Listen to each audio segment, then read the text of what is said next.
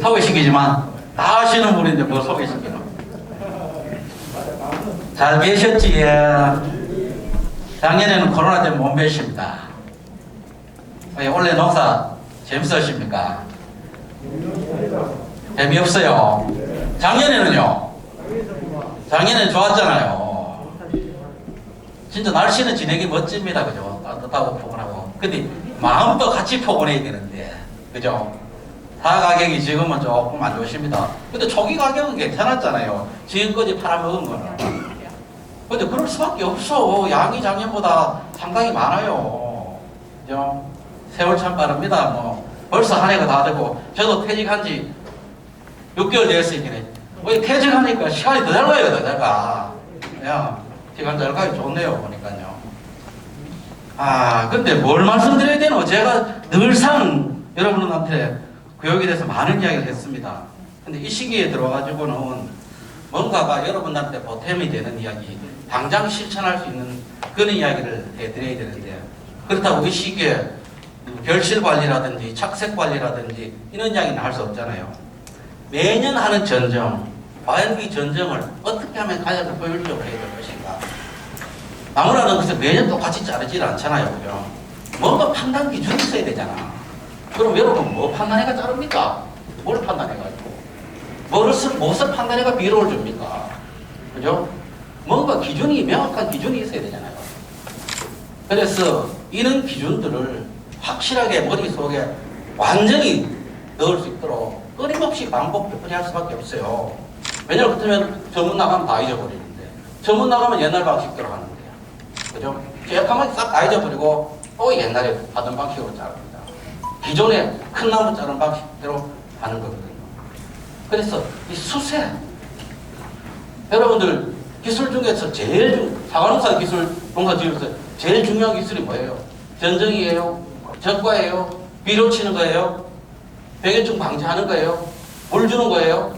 뭐가 제일 중요해요?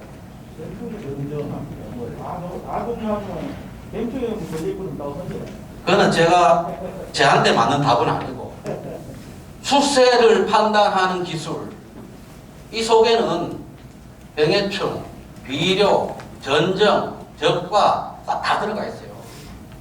농사 기술은요, 전체를 다 알아야 돼요. 하나만 잘한다고 해서 절대 좋은 품질 생산하는 것입니다. 전쟁에 신이 왔어요. 전쟁하신 신이 와도 적과 못하면 안 됩니다. 그런 이야기 뒤에 나올 거예요. 그래서 이번에는 늘상 겨울 교육은, 만약에 제가 뭐 강사로 초빙, 이제는 저는 돈 받고 합니다. 강사로 초빙 받으면 늘상 수세를 판단해가지고, 정확하게 판단해가지고 거기에 따라서 전정을 할 수 있는 방법, 이 이야기를 계속 반복해서 이야기를 하는 거예요. 그게 완전히 적응해가지고 그거를 완전히 적용할 수 있도록, 그게 잘 안 되는 거거든요, 생각보다가. 예. 그래서 전체적인 현황, 간단하게 무엇이 문제인지, 그 문제를 어떻게 해결하면 좋은지. 근데 문제 해결, 그것도 막연한 이야기야. 구체적이고 사실적이고 여러분들한테 귀에 쏙 박힐 정도로 있지 않습니까? 당장 정답해가 당장 효과가 탁 나타날 수 있도록 그런 문제 실질적으로 없습니다. 왜? 전망 있느냐 없느냐? 전망 없다 하면 여러분들 실망하잖아. 우리나라 상황 같으면요, 오히려 전망이 있어요. 우리나라는 희한한 나라예요. 사업가 판산자에 20만 원 갈 수 있는 나라, 25만 원 갈 수 있는 나라잖아요. 기회가 있잖아. 반전제 조건이 좋은 품질을 생산한다는 전제 조건. 유통 어렵다. 유통 제일 힘든 게 유통 맞아요. 그 이야기도 잠깐 이야기를 드릴게요. 실질적으로는 면적은 계속 조금씩 많아집니다. FTA 사업이라든지 이런 거 해가지고 계속 지원이 되잖아요. 그죠? 매스컴이 엄청나게 발달되었기 때문에 이제 사과하셨습니까? 전국적으로 싹 다 합니다. 오히려 이제 경북 쪽이라든지 이 주산지 지역으로는 사과 면적이 줄어야 되는데 별로 안 줄어. 왜 안 줄까요? 안 주는 이유가 뭐예요? 대체 장목이 없잖아요. 사과를 대체할 장목, 돈 되는 장목이 없잖아요. 그죠? 그때 면적은 별로 안 줄면서 신흥주산단지들, 기후적 적지인 강원도 쪽으로 계속 늘어나고 있습니다. 그리고 사과를 옛날처럼 사과가 옛날에 최고 인기 과일이고 대중 소비자 과일인데 이제는 점점 안 먹어져. 젊은 아낙네들, 애들 이제 옛날 과일로 치부를 해버리는 거예요. 뭔가 새로운 것을 자꾸 찾아요. 새로운 과일들을, 이런 과일들을, 이런 과일. 이마트라든지 백화점에 가보세요. 사과 안 보여. 사과는 뒷전에 있어. 배도 뒷전에 있어. 저런 열대 과일. 저기 제일 앞서가는 진열이 돼 있고. 그 다음에 이런 과일들. 이게 제철 과일이 아니잖아요. 이제는 이게 제철 과일이야. 딸기가 전부 겨울에 생산돼. 토마토가 거의 겨울에 생산돼요. 이 양들이 사과보다 훨씬 조수익이 많아요. 생산액이 1.5천억 시장이야. 토마토가 1.2천억 시장이야. 사과 7천억, 8천억 시장밖에 안 돼요. 더 먹어준다는 이야기예요. 뭔가 모르게 계속 사과에 대한 인기는 떨어지고 있다. 그런데 우리는 어떻게 하면 되겠느냐. 그래도 저 하늘이 오히려 우리를 손해 보이기도 하고 덕 보이기도 합니다. 매년 평풍의 차이가 없으면은 2019년도 52만 톤, 작년에 42만 톤, 원래 47만 톤 생산됐어요. 거기에 따라서 가격이 왔다 갔다 하잖아요. 작년 같은 경우에는 사상 이래로 사과농사 이래로 평균 단가가 가장 비쌌던 한 해였습니다. 물론 여러 가지 원인이 작용했어요. 사회적인 요인까지. 외국 과일이 잠시 안 들어와서 코로나 때문에. 그런 저 요인. 그리고 생산량이 그때까지 낮았던 작년에 어떤 굉장히 불량한 기상 요인을 그런 것 때문에 그런 요인이 됐어요. 그렇지만 52만 톤 생산해가지고 가격이 하락했을 때도 지가격을 갖고 있는 사람은 항상 갖고 있어요. 기술적으로 수준이 높은 사람들, 물론 거기에 따라서 플러스 알파 기상적 혜택을 받은 사람들은 물론 그렇습니다. 기상적인 조건이 나쁘고 지리적 조건이 나쁘면 뭐가 높아야 돼요? 일정한 수량과 품질을 높이기 위해서 기술적 실력이 올라가야 돼요. 그런데 30년 농사 있잖아. 30년 농사 지도 내 기술적 수준은 높았을까요? 안 높았을까요? 별로 높지 않아요. 이게. 왜 높지 않을까요? 해답을 찾기는 쉽지가 않습니다. 결국은 우리 입장에서는 재배 농가들이 노력을 그만큼 안 했다는 이야기도 할 수 있거든요. 여러분의 입장에서는 기후가 변하고 가격이 많이 떨어져가지고 그 소득이 높지 않았다라고 이야기도 할 수가 있습니다. 작년 원래 기상은 극과 극이에요. 거기에 따라서 수량과 품질이 병해충 발생 양상이 비대 양상이 틀려지는 겁니다.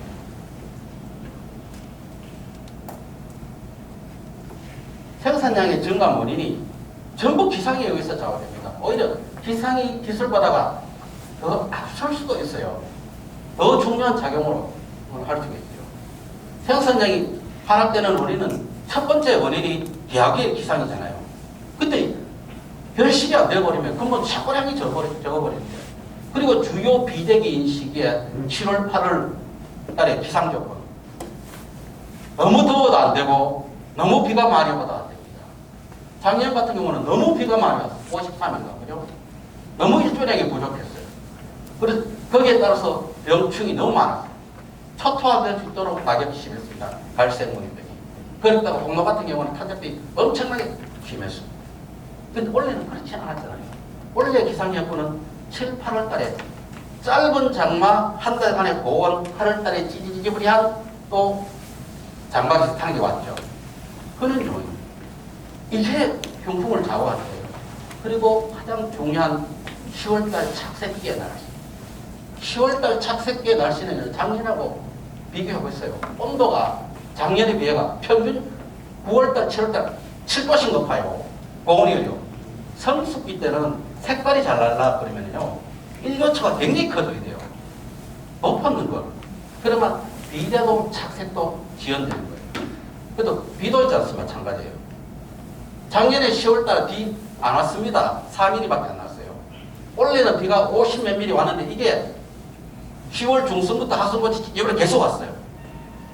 그래서 전반적으로 햇빛 양이 60-70시간이 부족됐어요. 여기에 전부 좌우가 되는 거예요. 그런데 이런 순간에도 색깔을 잘 내는 사람은 있습니다. 이런 순간에도. 최소한 질소를 줄이고 수세 조절을 잘하는 겁니다. 기술 적용을 해가지고 기술이 품질과 수량으로 나타내는 데 있지 않습니까? 조건이 나쁠 때는 그만큼 힘이 드는 거예요. 그거를 극복해야 돼. 그게 쉽지가 않아요. 그러면 강원도로 가요. 강원도는 녹사 초자도 여기보다 더 나은 거예요. 맛이 더 나아요. 우리는 어쩔 수 없어요. 농사를 여기서 지어야 돼요. 사과농사 안 되는 거지. 배시장도 있으면 배시장도 하십시오. 없습니다. 우리도 몽골에 어떤 작목 대체 작목이에요. 저희들은 몰라요. 의성에는 의성에 5대 작목밖에 구원할 수가 없어요. 사과, 복숭, 자두, 마늘 이런 걸 구원할 수밖에 없어요. 온대리 작목 모릅니다. 어떤 박박사가 와도 전문가가 와도 쉽게 답변 못합니다. 그게 현실이에요. 그게 현실이에요. 보십시오. 참 희한하잖아요. 작년에 그 초토화가 됐는데도 낙엽이 싹 다 됐는데도 작년 가을에는요 색깔이 애범 나졌어요. 왜 그랬을까요? 작년 가을에는 색깔이 날 수 있는 기상 여건이 기가 막혔습니다. 그러면 저 정도로 낙엽 때문에요 원래 별실이 별로 안 됐어야 돼요.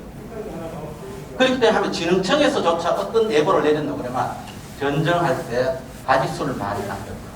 이렇게 공식적으로 내렸어요. 그런데 별실은 어느 정도 다 했잖아요. 그죠? 그 별실 때는 품질이 나빠가지고 기형과가 많았고, 그죠? 그런 게 문제예요. 그리고 작년에 진짜 심한 농가, 그런 농가는 일부 별실이 안 됐는데 그 농가들은 대부분 해거리 플러스해서 안 됐습니다. 해거리 플러스. 야, 저 농가는 내년에 문제가 있겠다. 심지어는 가을에 불시 출수, 불시 개박거이 됐었습니다. 그러면 문제가 있겠다 했는데 꽃이 피고 별실이 되던 거예요. 참 알 수 없는 기상 현상들이에요. 이거는 과학적 검증으로도 안 밝혀지는 문제들이 굉장히 많습니다. 한번 보세요. 탄저병. 그리고 이는 화상병. 자, 화상병 이제 문제가 될 겁니다. 본격적으로. 지금 화상병이 전국적으로 1100헥타가 발생했고 다 폐원시켰습니다. 폐원되면 3년간 사과 재배 못합니다. 폐원되는 과수원을 기준해서 그해 10일 내에 폐원을 시켜야 되고 다시 6개월 내로 발생되면 100m 반경 내로 폐원을 시켜야 됩니다. 지금은 굉장히 위험한 병이에요. 그리고 약을 친다고 해서 완전 방제가 안 됩니다. 이거는 바이러스성이, 세균성이 있기 때문에. 그렇지만 약을 꼭 쳐야 됩니다. 국가가 관리해야 되는 법률병의 중의 경우에 만약에 여러분은 농가에 발생했을 때 약 안 친 그런 문제가 생기면은 보상의 문제가 생깁니다. 무려 이거를 약을 4번 정도 치라고 지금 나와 있어요. 개화 전 방제, 개화 중 방제, 개화 이후 방제, 생육기랑. 주로 동제, 말신 계통, 미생물 제제 이런 방제 꼭 하셔야 돼요. 지금 안동에서 발생됐잖아요. 안동 일찍에서 의성하고 경계 지역에서도 발생이 됐습니다. 그러면 내년대는 분명히 발생될 확률이 상당히 높습니다. 기상 여건에 따라서. 그래서 여러분들이 전정을 하실 때 신중해야 돼요. 발생돼서 보상받는 것보다 발생이 안 돼가지고 농사 짓는 것이 낫습니다. 일부 농가에 와전이 돼가 은근히 발생돼가지고 보상받았으면 하는데요. 그건 아주 잘못된 생각입니다. 이런 현상들이 나타나는 거예요. 신초 끝이 이렇게 검게 변하면서 과일에는 진물이 나고 하는 현상들. 이렇게 매몰 처분을 해야 됩니다.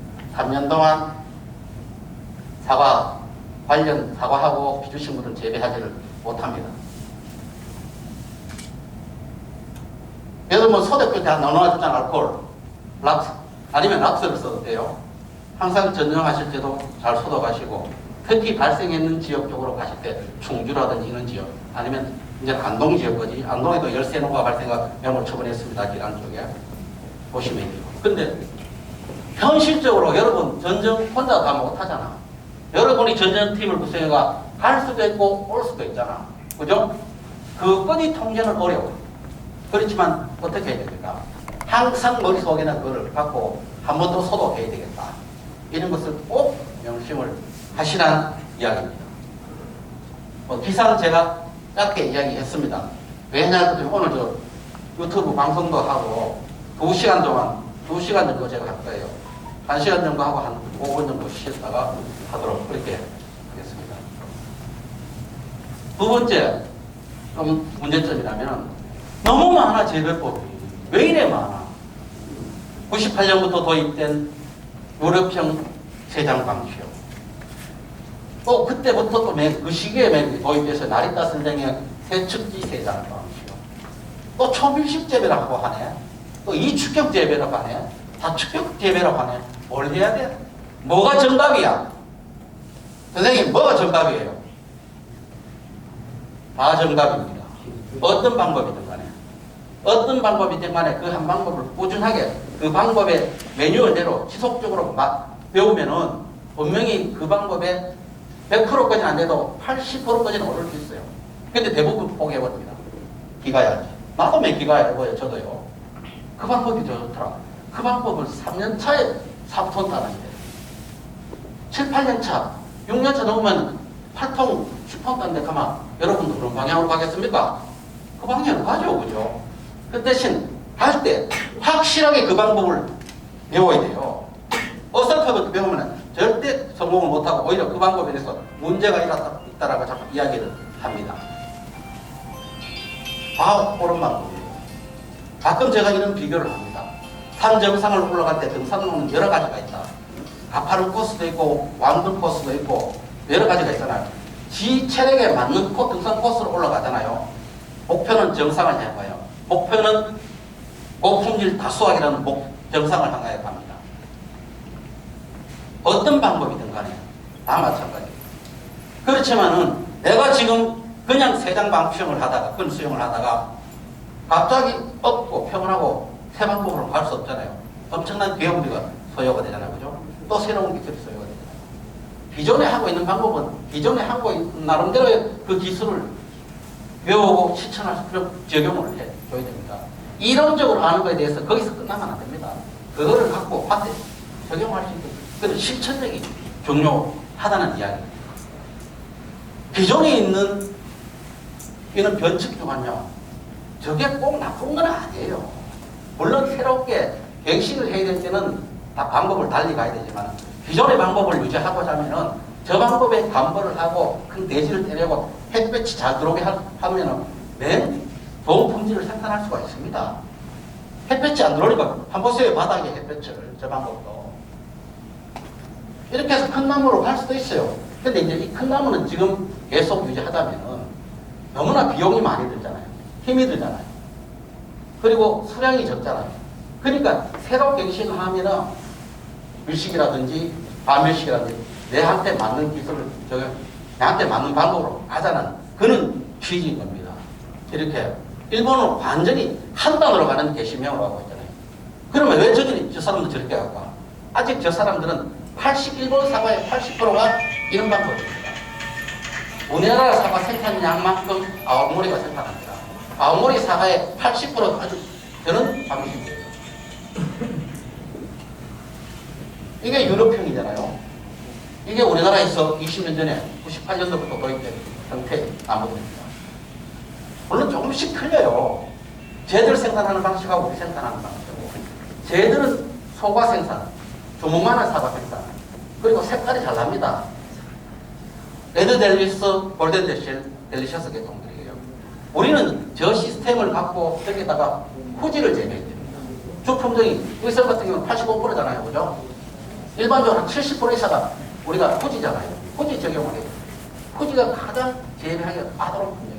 수세가 세고 착색 잘 안 되고 하기 때문에. 그렇기 때문에 더 수준 높은 기술을 더 열심히 배워가지고 그 기술을 적용해야만이 우리가 원하는 품질 수량이 나온다는 이야기입니다. 그죠? 이게 유럽의 시스템이에요. 이게 나리타식 방법이잖아요. 4 곱하기 2 내지 4.5 곱하기 2.5. 우리는 거의 4 곱하기 2로 합니다. 근데 제가 이 그림을 보여주면 굉장히 고품질이잖아요. 10년차 가수원인데도 이 사람들은 원칙을 지키지만 이 공간을 안 보세요. 10년차 가수원인데도 이 공간, 쭉 가면서 공간이 다 열려져 있잖아요. 우리는 다 붙어 있습니다. 그러니까 나리타 선생님 재배법을 배우더라도 그분의 80% 내지 90%까지 올라가야만이 그 품질을 생산할 수 있어요. 그냥 그 방법을 따라간다고 해서 절대 좋은 품질이 안 나옵니다. 결국 다 수세에서 실패하는 거예요. 수세 조절에서. 수세에 대해서는 뒤에 상세하게 말씀을 드리겠습니다. 그죠? 이런 방식. 이게 요즘 초밀식 3 곱하기 1. 초창기에는 3.5 곱하기 1.2 하다가 지금 3 곱하기 1, 3 곱하기 지금 0.7, 0.6까지 심습니다. 그거 될까? 완전 고추 심듯이 하는데. 되더라고요. 흐름이에요. 이 방향은. 이게. 흐름이. 근데 이 방법은 다른 데로 기술적인 방법 매뉴얼이 있는데 그 방법을 원칙을 지켜야만이 성공을 할 것입니다. 지켜야만이 3년차에 3톤을 딸 수 있습니다. 경쟁력의 하나의 요인 중에 수량을 많이 내는 것도 절대적인 요인입니다. 가격이 커도 수량을 내가 3톤에서 6톤을 딴다면 가격을 반톤 받아도 된다는 이야기잖아요. 가격을 3분의 2만 받아도 소득이 더 높다는 이야기죠. 그죠? 근데 우리는 수량을 높일 수 없는 원인 중에 하나가 결주예요. 나무가 죽는 것, 수세가 세야 가는. 그런 것 때문에 전체 수량이 다운되는 겁니다. 저는 이축형제예요. 다축형제예요. 심지어는 제가 얼마 전에 죽장 포항에 지대가 높은데 거기 가봤는데 열축형 재배까지 합니다. 열축형. 그래도 수세가 좋더라고요. 야, 저게 가능할까 싶은데 현재 3년차, 4년까지 봤을 때는 가능하다는 얘기예요. 그분은 4만 5천 평의 가수원을 전체 다 바꿉니다. 4만 5천 평. 개인이 완전 기업이죠. 그리고 세 번째는 유통. 우리나라 유통은 어쩔 수 없습니다. 고치기 어렵습니다. 그렇기 때문에 정부를 기대하지 마세요. 여러분 스스로 해결해야 됩니다. 왜? 시스템 구조적 자체가 외국 선진 사과 재배국들은 우리나라처럼 개인별 저온 저장하고 없어요. 우리는 10명부터 10명의 품질이 다 달라요. 이거를 하나로 뭉치면 무지무지하게 힘듭니다.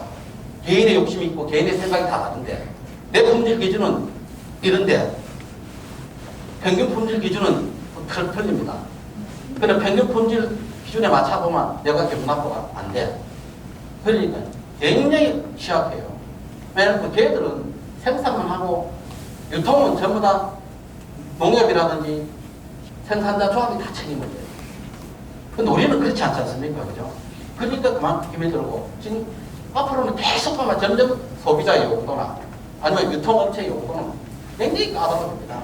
뭐 기능성을 요구한다든지 더 고품질을 요구한다든지 아마 그럴 거예요.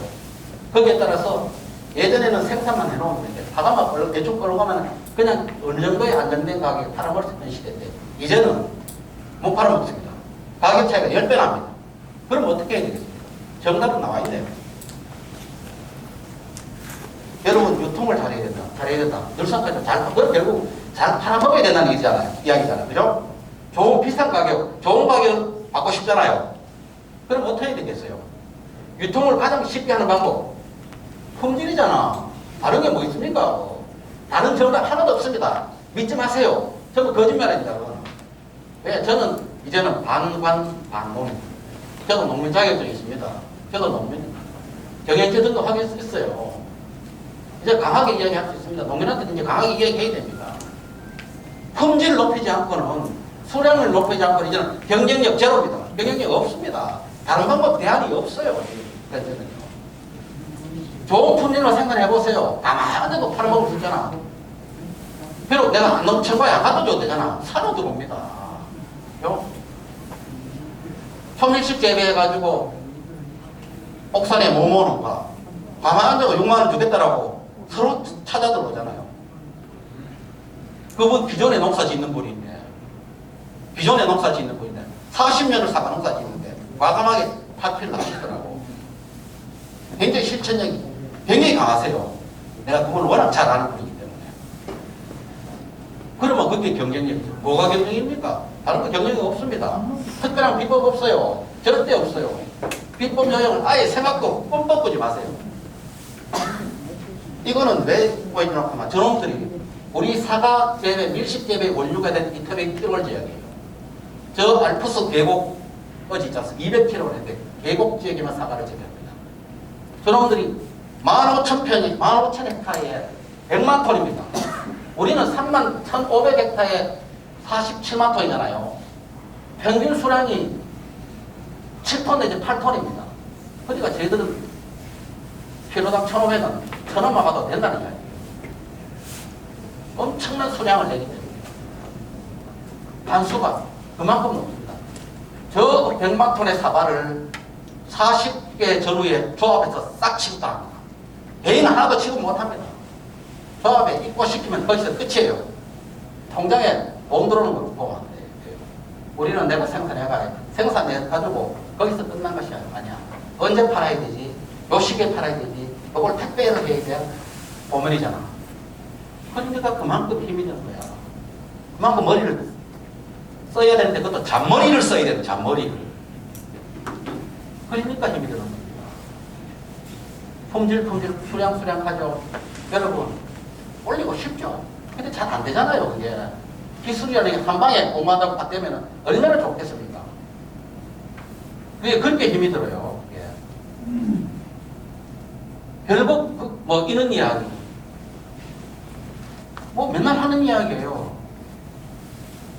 사과 전업, 물론 여기는 서부 지역이 사과 전업 하시는 분 아닌 분들도 많아요. 여기에 승부를 걸어야 돼요. 품질과 수량을 높이는 기술에 승부를 걸어야 돼요. 오늘 할 이야기도 가장 키포인트가 수세를 판단하는 기술, 수세 판단하에서 전정을 하는 기술을 말씀을 드릴 거예요. 다른 거 없습니다. 더 이야기를 할 수가 없어요. 더 세심하게, 더 섬세하게 기술을 적용하고 그 아는 기술을 실천하는 그걸 익혀야 된다는 그 이야기, 그 이상의 말씀드리기가 어렵다는 이야기입니다. 이놈사가 빚이 많은 사과잖아요. 제사용, 제수용 사과잖아요. 그 이놈이 비싼 걸. 예. 그러면 여기에 맞게 생산할 수밖에 없는 거예요. 여기에 맞게. 이런 사과들 완벽한 굵게 하고 생태계 돼 있잖아요. 그죠? 이거 한번 보세요. 이러면 되잖아요. 그죠? 이게 의성의 모모농가의 장비인데 특 한 상자에 25만원, 그 다음에 20만원, 그 다음에 16만원 쭉 해가지고 125상자에 자기가 찾아져 있는 게 지하고 찾아져 있는 게 1370만원이에요. 저러면 대단한 거 아닙니까? 저 정도의 사고 가격은 세계 어느 나라에도 잘 없는 가격이잖아요. 아마 이태리 티롤 같은 데 가도 믿지 않을 거예요. 근데 한국에는 있을 거라. 한국에. 여행이면서도 기회에 따질 수도 있다는 이야기예요. 여러분, 대박칠 수도 있다는 이야기예요. 일본 절대 그래 못합니다. 일본 절대 그래. 외국은 절대 이런 가격이 나올 수가 없어요. 이것도 2018년도 가격이에요. 2018년 추석경이에요. 이게 왜 이래요? 그죠? 저렴한 지금은 이 돈보따리 저거 있잖아요. 로또 복권요. 로또 한번 터지면 20원.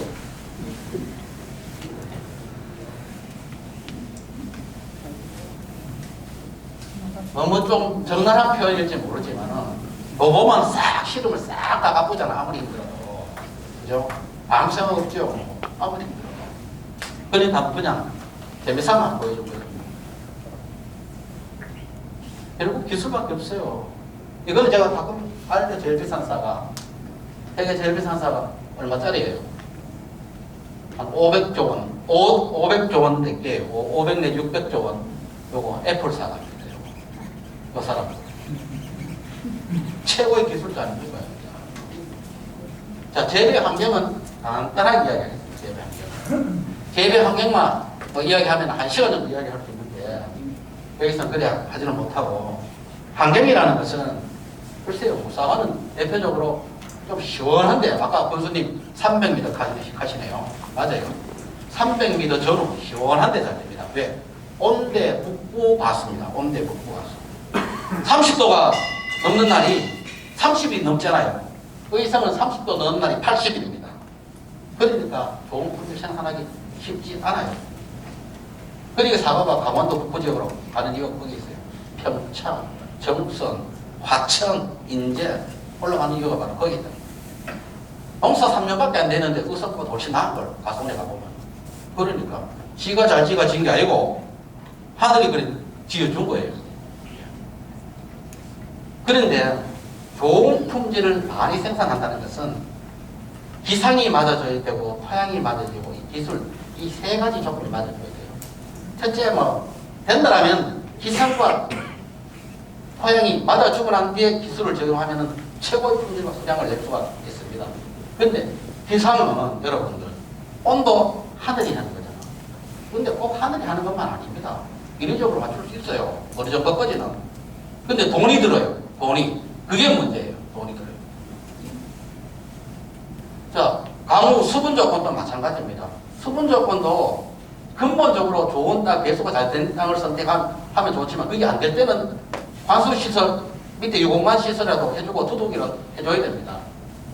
그리고 많이 내리는 잔바에 내리는 비는 해결할 방법이 없지만은 안 올 때는 관수시설로 적기에 맞게 있지 않습니까? 관수를 잘 하면 되거든요. 햇빛도 마찬가지예요. 햇빛 조건을 해결할 수 있는 인위적 방법이 뭡니까? 선생님, 인위적 방법이 뭡니까? 하늘이 비치는 이 햇빛 조건. 전정은. 그렇죠. 제10거리의 선택과 전정이에요. 그건 기술적인 요인이잖아요. 그런데 자기 기술 수준은 안 되는데 좁게 밀식해가지고 거기서 좋은 컴퓨터를 하려고 아무리 노력해야 됩니까? 그거는 세계에서 제일 전문가가 와도 쉽지가 않아요. 오래 유지를 못합니다. 그런 것은 절대. 그리고 기술 적용입니다. 제가 아까 이야기했듯이 전정, 적과 시비 저걸 어떻게 잘 조화롭게 하느냐. 그러니까 제가 여기서 말하는 건 재배 기술의 종합적 이해라는 겁니다. 그게 수세예요, 수세. 여기 어떻게 조화롭게 같이 가는지 말씀을 드려보겠습니다. 자, 보십시오. 환경 조건이 자, 계곡 지역에 재배하고 하천변 사토양에 했다. 그러면 저놈을 해줘야 되는 거예요. 왜? 결실이 제일 중요하기 때문에. 일단 꽃이 피가지고 열매가 달리는 게 중요하지 않습니까? 없으면 뒤에 노력이 좀 헛삽니다. 오히려 나무가 범무하고 하면 그때부터는 감당을 못합니다. 한 번 잘못되면은 이제는 밀식재배에서는 한 번 만약에 문제가 되면은 결실이 안 돼서 문제가 되면은 이게 2년, 3년, 4년 차까지 영향을 미칩니다. 그 지역은. 그만큼 힘듭니다. 초밀식재배는 그 다음에는 제어 못합니다. 50cm에서 70cm 심어놨는데 그에 사고가 안 달린다. 세력이 범무해지신다. 그럼 어떡할 거예요? 그만큼 힘든다는 이야기예요. 그러니까 저런 시설을 한다든지 이렇게 얼음을 얼군다든지 하세요. 저게 보통 일이 아니잖아요. 그죠? 근데 일본 놈들은 저걸 한단 말이에요. 저 큰 나무들 일일이 저거 잠 안 자고 불 피우죠. 한번 보이소. 방사팬 하죠. 방사판 밑에다가 옹풍이 같은 걸 잖아. 동물이 얼마나 들겠습니까? 그러니까 적기가 그만큼 중요한 이야기입니다. 왜 귀농하시는 분들은 농사 즉 작목 선택할 때 센터에 와서 물어야 되지 어디가 물어봅니까? 복덕방에 가 물어봐요. 부동산에. 잘못 때 한 5년 차 돼요. 와가지고 해결해 올라가는데 해결을 하면 해결 뭐 하죠? 과수농사는 한 번 잘못되면 5년이 걸려가버리기 때문에 해결 못해요. 요거는 간단하게 제가 비교해 놨는데 세계 주산단지들 한국의 6, 7, 8월 여름의 날씨와 기습 온도와 강우량 다른 나라들을 보세요. 굉장히 적어요. 우리나라 반품도 안 되고 어떤 나라는 미국 워싱턴 주 같은 데 비 안 와요. 반개농업이에요. 반개농업. 세계에서 우리나라가 약 제일 많이 치는 나라입니다. 약 살포해서 15회 정도 제일 많습니다. 왜? 비가 많아요. 일본도 우리나라 반품하냐. 그런 측면에서 보면 우리나라 이 정도 농사 짓는 것도 수준이 상당히 높더라고 봅니다. 환경 조건이 나쁜데도 이 정도 수준의 품질이 나온다는 것은 아주 농사를 잘 짓고 있다는 겁니다. 쟤들이 비용이 그만큼 적게 돼. 이태리 티롤이 우리나라 생산비의 3분의 1도 안 됩니다. 않는 이유가 있어요. 여름에는 비가 거의 잘 안 내리기 때문에. 일조량이 여름에 그만큼 좋기 때문에. 그렇게 약 걸치는 거예요. 거기다가 품종 자체가 열심히 잘 되고 색깔 잘 나는 품종. 쪼면 소관이기 때문에 그런 거예요. 우리는 그렇지 않습니까?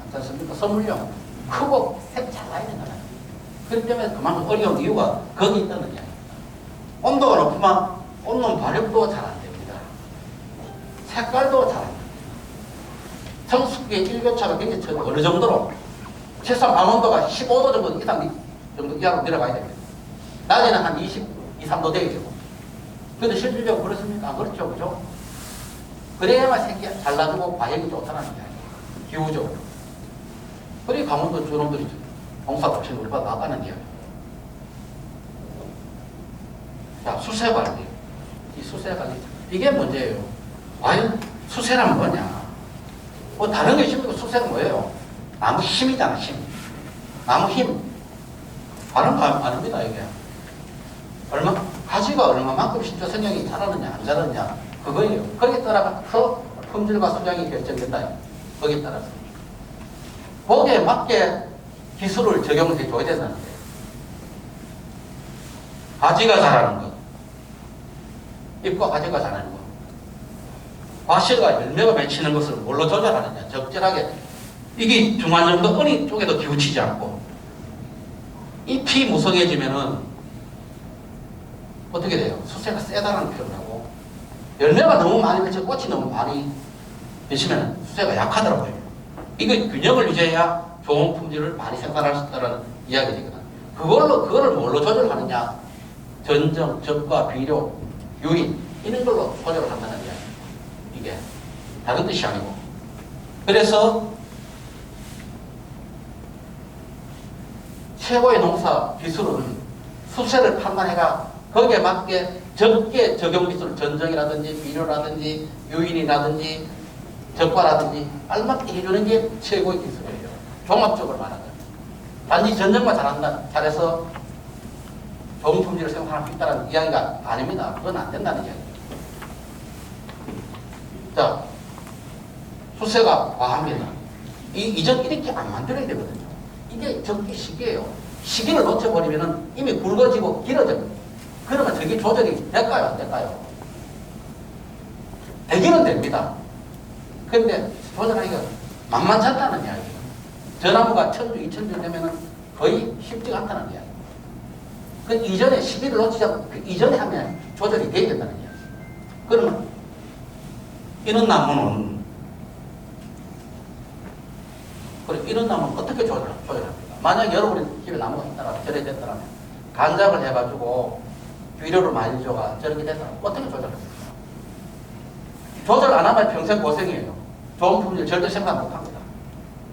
수단과 방법을 가리지 않고 당연히 해야 어떻게 해요?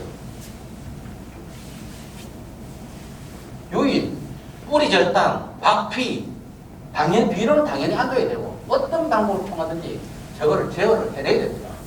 안 그러면 그 다음에는 또 무성해집니다. 그러면 실패. 무성해진다는 것은 꽃눈이 없다는 것이고 가지가 또 굵어진다는 이야기예요. 그 잎이 많이 나면 열매가 맺혀야 양분을 열매로 다 소모시켜가지고 가지도 적게 굵어지고 길이도 짧아지는데 이미 한번 굵어져 버리면 대안이 별로 없어요. 그 이전에 제어를 해야 됩니다. 여러분 나무 죽는다. 한두 주 죽이세요. 저걸 박피로 해가지고 뿌리 절단을 해가 쉽게 안 죽을걸요. 절대 안 죽습니다. 어느 정도 뿌리 절단을 많이 하는지 조금 있으면 그림이 나옵니다. 저래도 될까? 정도 나와요. 그게 외국 연구소의 사례예요. 나옵니다. 우리는 뿌리 절단하면요. 나무 다 죽인다. 해보지도 않으면서.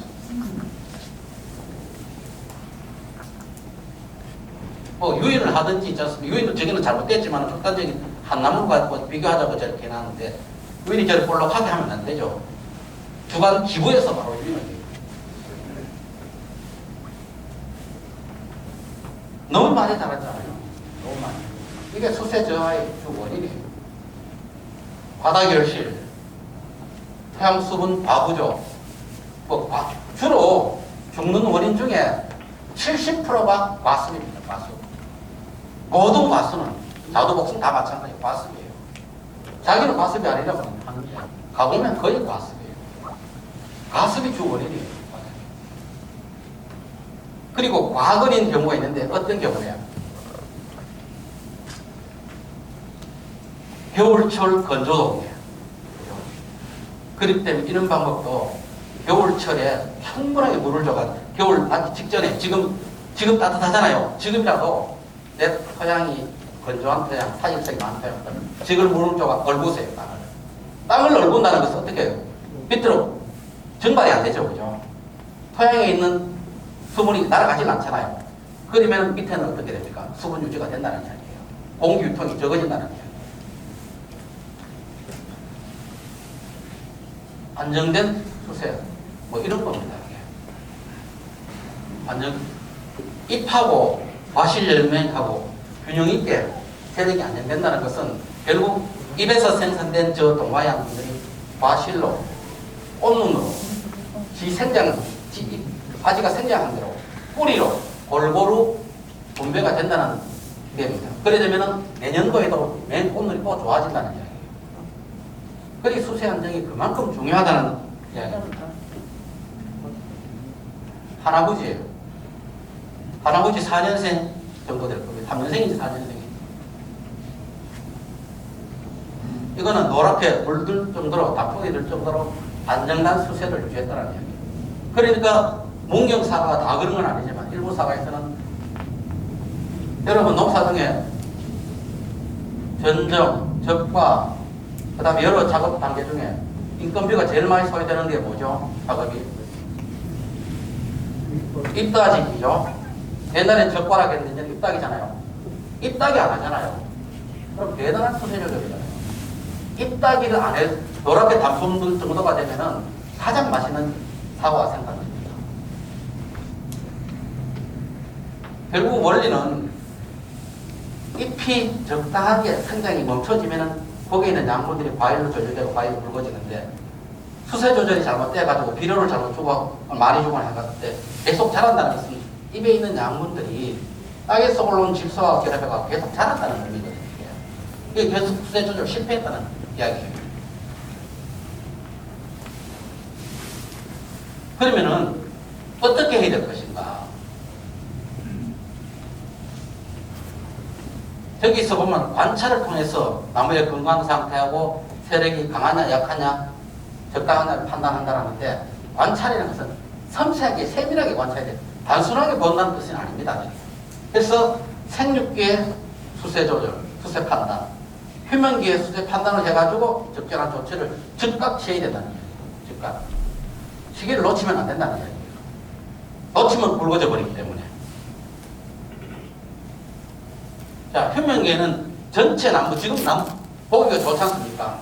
전체 나무의 판단, 그 다음에 숲이 색깔이 어떤 것인지, 그 다음에 축지의 가지, 1년생 가지 길이가 어떻게 자라는지, 어느 정도 자라고, 가지 숫자가, 여러 가지가 어떻게 나고, 어느 정도 보고 판단을 하는데, 자, 전체 나무가 보면, 우리가 원하는 긴 새 모양의 나무가 이 균형 있게 자라는지 안 자라는지, 이 나무가 상단부가 너무 벌어져가 이 사다리 꼬리가 역사다리 꼬리 되고 있지 않는지, 그 다음에 상단부의 가지가 하단부 가지보다 더 굵어지지 않는지, 그리고 도장지는 얼마만큼 많은지, 이 도장지 문제도 여러분들 착색기 때 8월 하순부터 이제 도장지를 1차, 2차 착색 전쟁을 하잖아요. 그때 도장지를 싹 잘라버리면은 겨울 전쟁 때 그걸 잊어버립니다. 도장지가 많다는 것은 수세가 세다는 표현일 수가 있는데 그거를 잊어버리고 맨 비료를 똑같이 줘버려요. 그러니까 맨 그만큼 또 튀는 거예요. 그리고 옆나무와의 관계, 그리고 꽃눈이 지금 좋은지 나쁜지, 전체 가지 중에 꽃눈 분배가 어떻게 되는지, 이런 것도 종합적으로 판단을 하시고 해야 된다는 이야기입니다. 두 번째 이제 가지인데, 겨울철에 봤을 때 이 가지가, 이상적인 가지는 매듭이 없이 낚싯대처럼 편하게 기부해서, 주간 기부해서 이렇게 흘러가야 됩니다. 그래야 양분 흐름이 균일하게 흘러갑니다. 그리고 1년생에 자라는 가지 길이가, 그에 자라는 가지 그 길이가 20에서 30cm 정도면 됩니다. 물론 유목기 때는 3, 40cm 이상, 상단부기 때는 더 자랄 수가 있습니다. 근데 평균 20에서 30cm만 자라도 된다는 이야기예요.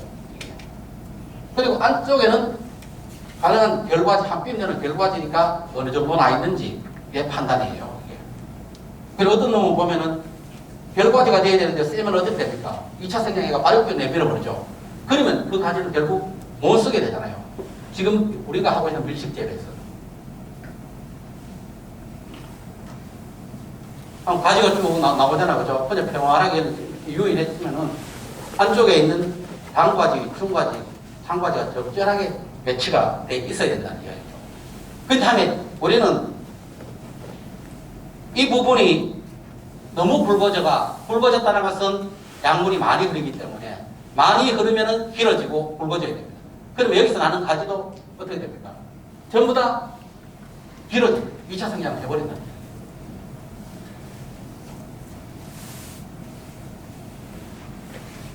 가지가 보통 끝에서 1년생 사람의 가지는 2개 내지 3개가 납니다. 그리고 그 안쪽에는 그 과대지가 적절하게 20cm 정도 되는 과대지가 적절하게 분배가 돼야 됩니다. 그런 것들이 한 60에서 70% 정도 분배가 되면 가장 이상적이라고 말할 수가 있겠죠. 원래 이 과대지 길이가 30cm 넘었으면 거기에 대한 달리 사과도 뺀질이 사과, 훌륭하지. 그리고 그 밑에 있는 가지하고 맞아 걸려버리잖아요. 베겨버리잖아요. 그러면 안 되겠죠, 그나마. 이게 너무 길어지면. 그런 문제가 생길 수 있다라는 이야기입니다. 그래서 그는 과대지, 적당한 과대지를 발생을 시키려고 하면 결국은 조기 적과를 해주셔야 된다. 이것처럼, 그림처럼 세력이 너무 약하면 전부 단과지가 됩니다. 단과지가.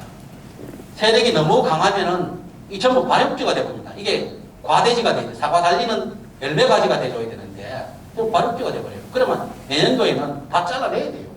이 가지를 밀식재배에서는 유지를 시킬 수가 없습니다. 그러면 초기 조절이 그만큼 중요하다는 이야기예요. 중간에 것처럼 적당하게 2-3개가 나고 이거는 발육지입니다만 안쪽에는 어떻게 전부 과대지가 나고야 돼요. 물론 이것처럼 이상적으로 이렇게 잘 해주지는 않습니다. 그렇지만 이거를 판단을 할 수 있어야 이렇게 관리가 들어가는 거예요. 가지가 잠깐 세력이 세다 그러면 필요에 따라서는 이 측지를 결과지를 유인해 줄 수도 있어야 돼요. 초를 달아줄 수도 있고 이 클립을 달아줄 수도 있어야 돼요. 그런 정밀 관리가 되어야만이 고품질 다 소화를 한다. 나는 뭐 한다. 나는 그것까지 도저히 못해. 그러면 방법이 없어요. 그런 섬세한 관리가 들어가야 돼요, 이제는. 그죠? 이런 가지를 보십시오. 신초가 적당하게 났고 전부 과대지잖아요. 선택해서 원해서 사과를 달 수가 있습니다. 좋은 꽃은요.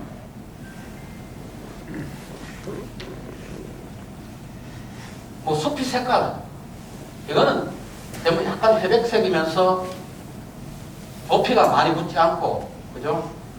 원래 우리 옛날 사람 마른버지 나오면 영양식조라고 하잖아요. 과건 과습 땅에는 그렇게 조피가 많이 붙고 숲이가 거칠어집니다. 그는 적지인 곳에, 기후적 적지인 곳에 해발 3-400m 쪽에 가보면은 거기가 숲이가 깨끗한 걸 보여요. 기후적 적지가 가장 많은 영향을 미칩니다. 이건 일본 나무예요, 일본. 깨끗하잖아요. 양분의 흐름이 굉장히 원활하게 잘 흐른다는 것이고, 우리 같은 경우는 이렇게 조피가 많이 붙는다는 거예요. 이렇게 또 적진 증상. 양분의 불균형이죠. 과거는 봐서 양분의 불균형. 관수도 균일하게 꾸준하게 줘야 되는데, 한 번 많이 줬다가 한 번 적게 줬다. 한 번 많이 줬다. 결국 나무가 감기 걸리는 거예요. 과식했다가 배불러 터졌다가 배고팠다가 이러는 거나 마찬가지라는 이야기예요. 그러면 위장병이 난다는 이야기입니다. 이런 거 한번 보세요. 이게 좀 과습이에요. 나무가 죽는 원인은 전부 과습이라는 이야기예요.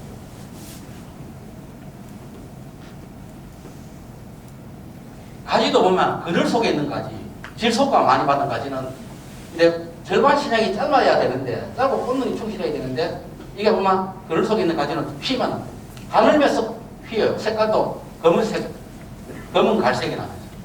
굵고 짧으면 탄력이 있어야 된다는 뜻입니다. 결과지가, 과대지가, 열매가지. 생육기에는 무려 당년에 자란 신초 길이, 그 다음에 그 신초가 언제 정지하느냐, 그리고 2차 생량은 어떻게 되느냐, 그리고 과색과 옆색으로 판단을 합니다. 자, 보통 신초가 길이가 너무 굵고 길면은 세력이 세다, 너무 짧고 하면은 수세가 떨어지면 세력이 약하다고 표현하는데, 보통 이 길이도, 신초 길이도 30cm 정도 전후, M9 같은 경우는 일반 데모 30cm, 나이는 20cm, 30cm 정도, 과대지 길이는 한 20cm가 알맞습니다. 그리고 이 신초와 과대지가 이제 가지가 망가잖아요. 가지가 나면 반드시 언제 정지가, 6월 하순에 정지해가지고 정지가 되줘야 되고, 최소 7월 초에는 90% 이상이 정지가 되줘야 됩니다. 그래야만이 내년 꽃눈을 분화해주고, 정지가 되기 때문에 입에서 만든 양분이 계속 과일로 전류를 해줍니다. 근데 이게 2차 생장이 된다, 그러면 양분 소모가 사람 쪽으로 계속 간다는 이야기예요. 그 내년 꽃눈도 제대로 좋은 꽃눈이 분화가 안 된다는 이야기입니다. 근데 이때 하면 판단을 해야 돼요. 이때 딱 보고 내가 어떻게 처리해야 될지 판단이 돼요. 박피를 해야 될지, 뿌리 절단을 해야 될지, 유인을 더 강하게 해야 될지, 이때 판단해야 돼요. 근데 이 시기를 놓쳐버리고 5월 하순에서 6월 초에 만약에 판단해가 유인을 하거나 박피를 하거나 하면은 그의 자란 과정은 다 자라버려요. 그 이후에 2차 생장 정도는 어느 정도 제어를 할 수 있지만은 그의 자란 결과지 길이는 130cm 자라버립니다. 왜? 전년도 저자 양분이 많았기 때문에. 이걸 언제 자르는지 좀 이따 나올 거예요. 그리고 잎색입니다. 과일색입니다. 잎색은 5월달까지 연녹색에서 6월, 7월, 8월달 되면 잎색이 진한 녹색으로 바뀌어야 되고, 8월, 하순, 9월달에 되면 약간 연녹색으로 바뀌어야 돼요. 단풍까지는 원하지 않습니다. 단풍 정도가 되면은 5년에서 7년간 비료를 주지 않아야 돼, 질소를. 5년간 7년간 비료를 주지 않으면 여러분 나무 다 죽는다라고 이야기하시잖아. 100% 죽는다고 해요. 그런데 의성에 강상훈 씨, 옥산에 그분, 그 다음 문경에 계신 분들 비료 안 줍니다. 질소주 비료 안 줍니다. 안 줘도 비료는 자연적으로 나옵니다. 왜 자연적으로 나오는지도 말씀을 드리도록 하겠습니다. 한번 보세요. 질소질 비료 안 줍니다. 줘더라도 연면식을 최소한 안 줍니다. 전부 다 결실량으로 조절합니다. 그러면 밤에 이런 놈 받으세요. 수세가 너무 과다해가 색이 안 나요. 입이 안 떨어져요. 겨울철에도. 가지가 너무 수세가 범위가 입이 안 떨어진다는 거예요. 생각보다 농사 원하는 대로 안 되잖아요. 그러니까 그 기상에 굉장히 민감한데, 거기에 따라서 기술적으로 조절을 어떻게 할 것인가. 비료도 칠 때 보면은 그 시기에 비료가 보통 장마 전에 어떻게 들어가야 되느냐 굉장히 중요합니다. 장마 전에 비료가 들어갈 때는 가급적이면 수용성 비료가 들어가가지고 연면십을 하든지 토양십을 해서 관주를 하도록 10일 만에 그 비료가 소진이 될 수 있도록 해줘야 돼요. 장마개천 같은 경우에는 뿌리가 침수가 되잖아요. 뿌리 기능이 제대로 못하기 때문에 흡수를 못합니다. 그리고 장마 기간에 햇빛이 없으면 잎이 굉장히 얇아져요. 얇아지면 양분 생산이 제대로 못하죠. 그때의 마그네슘이라든지 질소 비료도 그때에 조금씩 들어가요. 비료를 조금씩 자주란 말이 많이라는 뜻이 절대 아니에요. 많이라는 뜻이 진짜 소량씩 들어가야 돼요. 그때. 그래야 효과를 발휘할 수 있지. 그게 많이 들어가 버렸으면 오히려 독이 되는 거예요. 그러니까 어려운 거예요. 그게. 자, 수세를 조절하는 방법. 결국 제가 아까 이야기했잖아요. 전정적과 시기, 유인, 대목 노출, 수분 관리 이런 걸로 들어갑니다. 자, 그러면은 전정은 제가 뒤에 이야기를 드리니까 말씀을 드리지 않겠습니다. 단 전정 시기, 겨울 전정이 중요하냐, 여름 전정이 중요하냐. 지금의 전정은 전부 밀실 대배잖아요. 오히려 겨울 전정보다 여름 전정이 훨씬 더 중요합니다. 유인하고 적심하고 그다음에 가지를 비틀는 염지 이런 것이 훨씬 중요합니다. 또 전정을 하되 여름에 자르는 게 더 중요합니다. 겨울에는 자르면 자를수록 세력이 강해집니다. 내 나무가 진짜 수세가 약하잖아요. 그럴 경우에 과감하게 자르는 전정이에요. 오히려 뿌리 전정 이런 것도 뿌리 전정. 그다음 지연 전정. 수세가 센 나무가 어떤 보면 맨 나무 있잖아요. 그냥 가만놔둬요. 전정하지 말라고. 적과대 하라고. 적과대. 양분 저장 양분 소모를 계속 시켜가지고. 근데 그 나무 안 하면 안 되잖아요. 답답해가지고. 그러면은 세력이 더 세진다는 이야기입니다. 전정은 넘어가겠습니다. 자, 적과 수세가 센 나무는 최대한 늦춰서 전정하고 적과를 늦추라고. 근데 수세가 세면은 근본적으로 잘 달리지 않는데요. 적과 할 것 없어요. 그때는 액화까지 다 놔둬요. 그런데 안 하면 안 되잖아요. 그죠? 그냥 놔두려고 해요. 이런 나무들. 그러면 수세가 약하면 어떻게 돼요? 세력이 약하면. 세력이, 수세가 약하다. 세력이 약할 때 가장 먼저 해야 될 게 뭡니까? 세력이 약한 나무한테 가장 먼저 해야 될 게 뭡니까? 그죠? 꽃적과예요. 꽃을 다 따내야 돼요. 그런데도 세력이 약한 나무한테 가보면 꽃 따내세요. 그럼 가보면 꽃 많이 달아나요. 그 달아놓는 양이 애번 많아요. 그러면 그 나무는 홍로 같은 경우는 죽습니다. 회복이 안 됩니다. 수세가 약한 거하고 수세가 세약했다는 거하고는 틀립니다. 수세가 세약한 거는 좀 강전정을 해줘도 회복이 안 됩니다. 수세가 약한 거는 좀 강전정을 하거나 비료를 주면 회복됩니다. 왜 꽃적과가 먼저 하라 하면은, 자, 꽃이 많이 피면 잎이 늦게 나죠. 덜 나죠. 잎이 나야만 잎에 있는 양분이 뿌리로 가져야 됩니다. 그래야 뿌리가 넓게 뻗어야만이 비료를 흡수할 수 있잖아요. 근데 거기다 꽃 다 피워버리고 열매를 달아버리면 뿌리가 안 뻗습니다. 뿌리가 안 뻗는데 비료를 주면 제대로 흡수되겠어요? 안 되겠어요? 흡수가 안 됩니다. 바로 거기에 있는 거예요. 과다결실이 주범이에요. 과다결실. 어떤 농가는 전혀 해거리가 없습니다. 근데 어떤 농가는 해거리를 당연한 걸로 느낍니다. 기술의 부족이에요. 물론 후지는 해거리 경향이 다소 있습니다. 나무 자체가 유전적으로. 수세가 세면 너무 세면은 너무 결실이 많을 때면 양분 분배가 저장 양분으로 적게 가기 때문에 뿌리로 적게 가기 때문에 해거리 경향이 있어요. 그렇지만 기술로서 얼마든지 극복을 할 수 있다는 겁니다. 그죠? 원래 착과는 저는 과대지 있으면 시켜야 되는 거잖아요. 담배 길이가 몇 센치예요? 딱 10cm입니다. 원래는 과대지가 저게 가장 좋답니다. 수세 조절이 잘 안정이 되고 잘 됐을 때 적당히 가장 좋은 품질이 달릴 수 있는 과대지 길이에요. 근데 후지는 죽었다 깨어나고 저렇게 될 수가 없어요. 후지는 20cm 정도만 돼도 아주 양호한 거예요. 모든 사과는 전부 여기에 달아야 돼요. 이 과대지. 이 과대지에 달아야만이 여기에 있는 잎이 나면은 잎이 이 과일을 먹여 살려요. 다른 과지에 붙으면은 그 과일이 더 불구성이 있어요. 근데 그건 기형과가 되고 열과가 나오고 당도가 떨어집니다. 과대지에서 사과를 달면은 비대 속도는 늦어요. 그러면 천천히 굵어요. 그러면 정형화가 되고 당도가 높습니다. 온도 변화가 확실하고 그런 차이점이 있습니다. 이렇게 표현합니다. 이거는 외국 일본 책이에요. 우리나라의 모든 기술 교재는 전부 일본의 80%예요. 일본 교재 번역이 80%예요. 일본에서 이렇게 적어요. 전정 굉장히 중요하다. 좋은 과실이 달릴지 안 달릴지 전정이 작업한다고 해요. 그런데 그 뒤에 적지만 적과가 매년 좋은 과실이 달릴지 안 달릴지 적과가 작업합니다. 그리고 전정 명인도, 일본은 명인이라는 말을 굉장히 많이 씁니다. 전정 명인도 적과 턱과 과일로 결실시킬 수 없다라고 했습니다. 전정과 적과는 자동차의 양밖에 똑같이 중요하다는 이야기예요. 단위 작업 중에 단적으로 말했을 때 품질을 더 높일 수 있는 것은 전정보다 적과가 더 중요하다는 이야기예요. 이거는 단순하게 일본의 걸를 이렇게 만드는 거예요. 그죠? 지금은 안 나옵니다만은 그냥 가지 이 정도 굵기는 몇 개 좀 달았으면 이럴 때가 있죠. 그죠? 궁금하잖아요.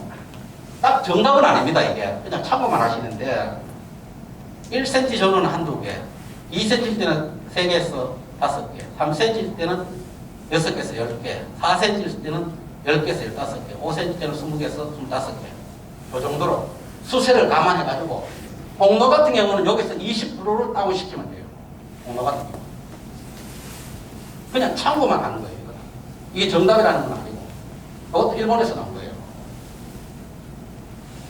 저거 같은 경우에 이렇게 어적과 필요에 따라서는 중심화적과 기상재해가 없을 때는 매같이 기상재해가 있다면 송이적과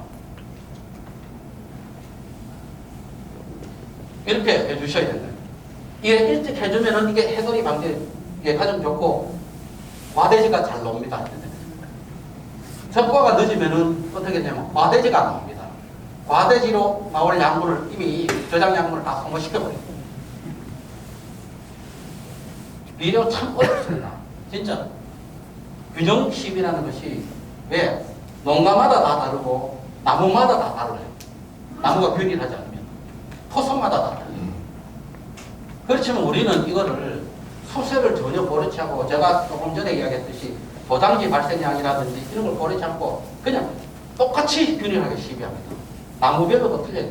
나무가 수세가 좋다면 안 줘야 되잖아요. 오히려 안 줄 뿐만 아니라 다른 외과적 처리까지 해야만 돼 불구하고 그래도 좀 줘야 될 것 같은 느낌이 듭니다. 거기서 문제가 생긴다는 거예요. 착과량, 전정이야 수세 세기 이런 것을 보고 엽색, 그 전에 내 사과 색깔이 어떻게 됐지 이런 것을 고려해가지고 줘야 되는데 결국은 과유불급이라고 잘못 주면은 한번 들어간 비료는 빼낼 수도 없고 안 준 것보다 못한다는 그런 이야기가 결국 나오는 겁니다. 자, 생각해 보십시오. 비료량이 10년생 비료에 질소 5kg, 인산 2kg, 가리 3kg입니다. 요거를 이렇게 질소는 요소, 인산은 성인비, 가리는 황산가리로 이야기했을 때 요소는 11kg, 인산은 10kg, 가리는 6kg밖에 되잖아요. 그럼 5년생 같으면요. 요소가 4.4kg, 인산이 5kg, 가리는 4kg밖에 됩니다. 결코 다비성 작물이 아니라는 거죠, 사과가. 사과가 채소 작물보다 비료를 적게 줘야 됩니다. 사과, 복숭, 자두 다 거기 마찬가지예요. 그러니 우리는 이만큼만 주는 것이 아니고 여러분이 주는 비료 있잖아요. 퇴비, 유박. 유박이 여러분은 완효성 유기질 비료지 절대 퇴비 같은 느낌이 들 뿐이지 이게 땅속에 들어가면 퇴비 효과가 아니겠나라고 생각하지만 절대 없습니다. 유박에는 섬유질이 거의 없어요. 유박에는 유박 자체가 톱밥 성분이 없어요. 퇴비 효과는 없습니다. 단지 완효성 비료의 효과예요. 한 포 속에 집소가 1kg 있다면 평균적으로 300평에 10%를 준다 하면 요소 1%를 준 거예요. 화학비료도 주고 유박도 주고 또 자연적으로 천연양이 어느 정도 됩니다. 가만히 있어도 땅이 여러 번 토양 검정을 하면 유기물이 2%다. 유기물이 1.5%다고 나옵니다. 한 2% 전후는 돼요. 2%만 돼도 요소가 이만큼 나옵니다. 적게는 요소 8kg에서 많게는 한 포 이상이 나옵니다. 그러니까 무비해도 된다는 이야기가 나오는 거예요. 이게 유기물 속에서 천연 공급량의 기온이 올라가면 나오는 비료가 이만큼 많다. 그러니까 비료는 조심해야 된다는 거예요. 비료를 제가 아까 이야기했듯이 필요한 시기에 조금씩 주라는 이야기예요. 과실비료에 미치는 영향이 적다. 이거는 이 책자는 전부 유럽 책자, 일본 책자에서 나온 거예요. 우리는 이렇게 정립된 게 없어요. 사과를 굵히는 데는 질소가 아니라는 이야기죠. 거기에도 고막적과 착과량이 더 중요하다는 이야기가 나오는 겁니다.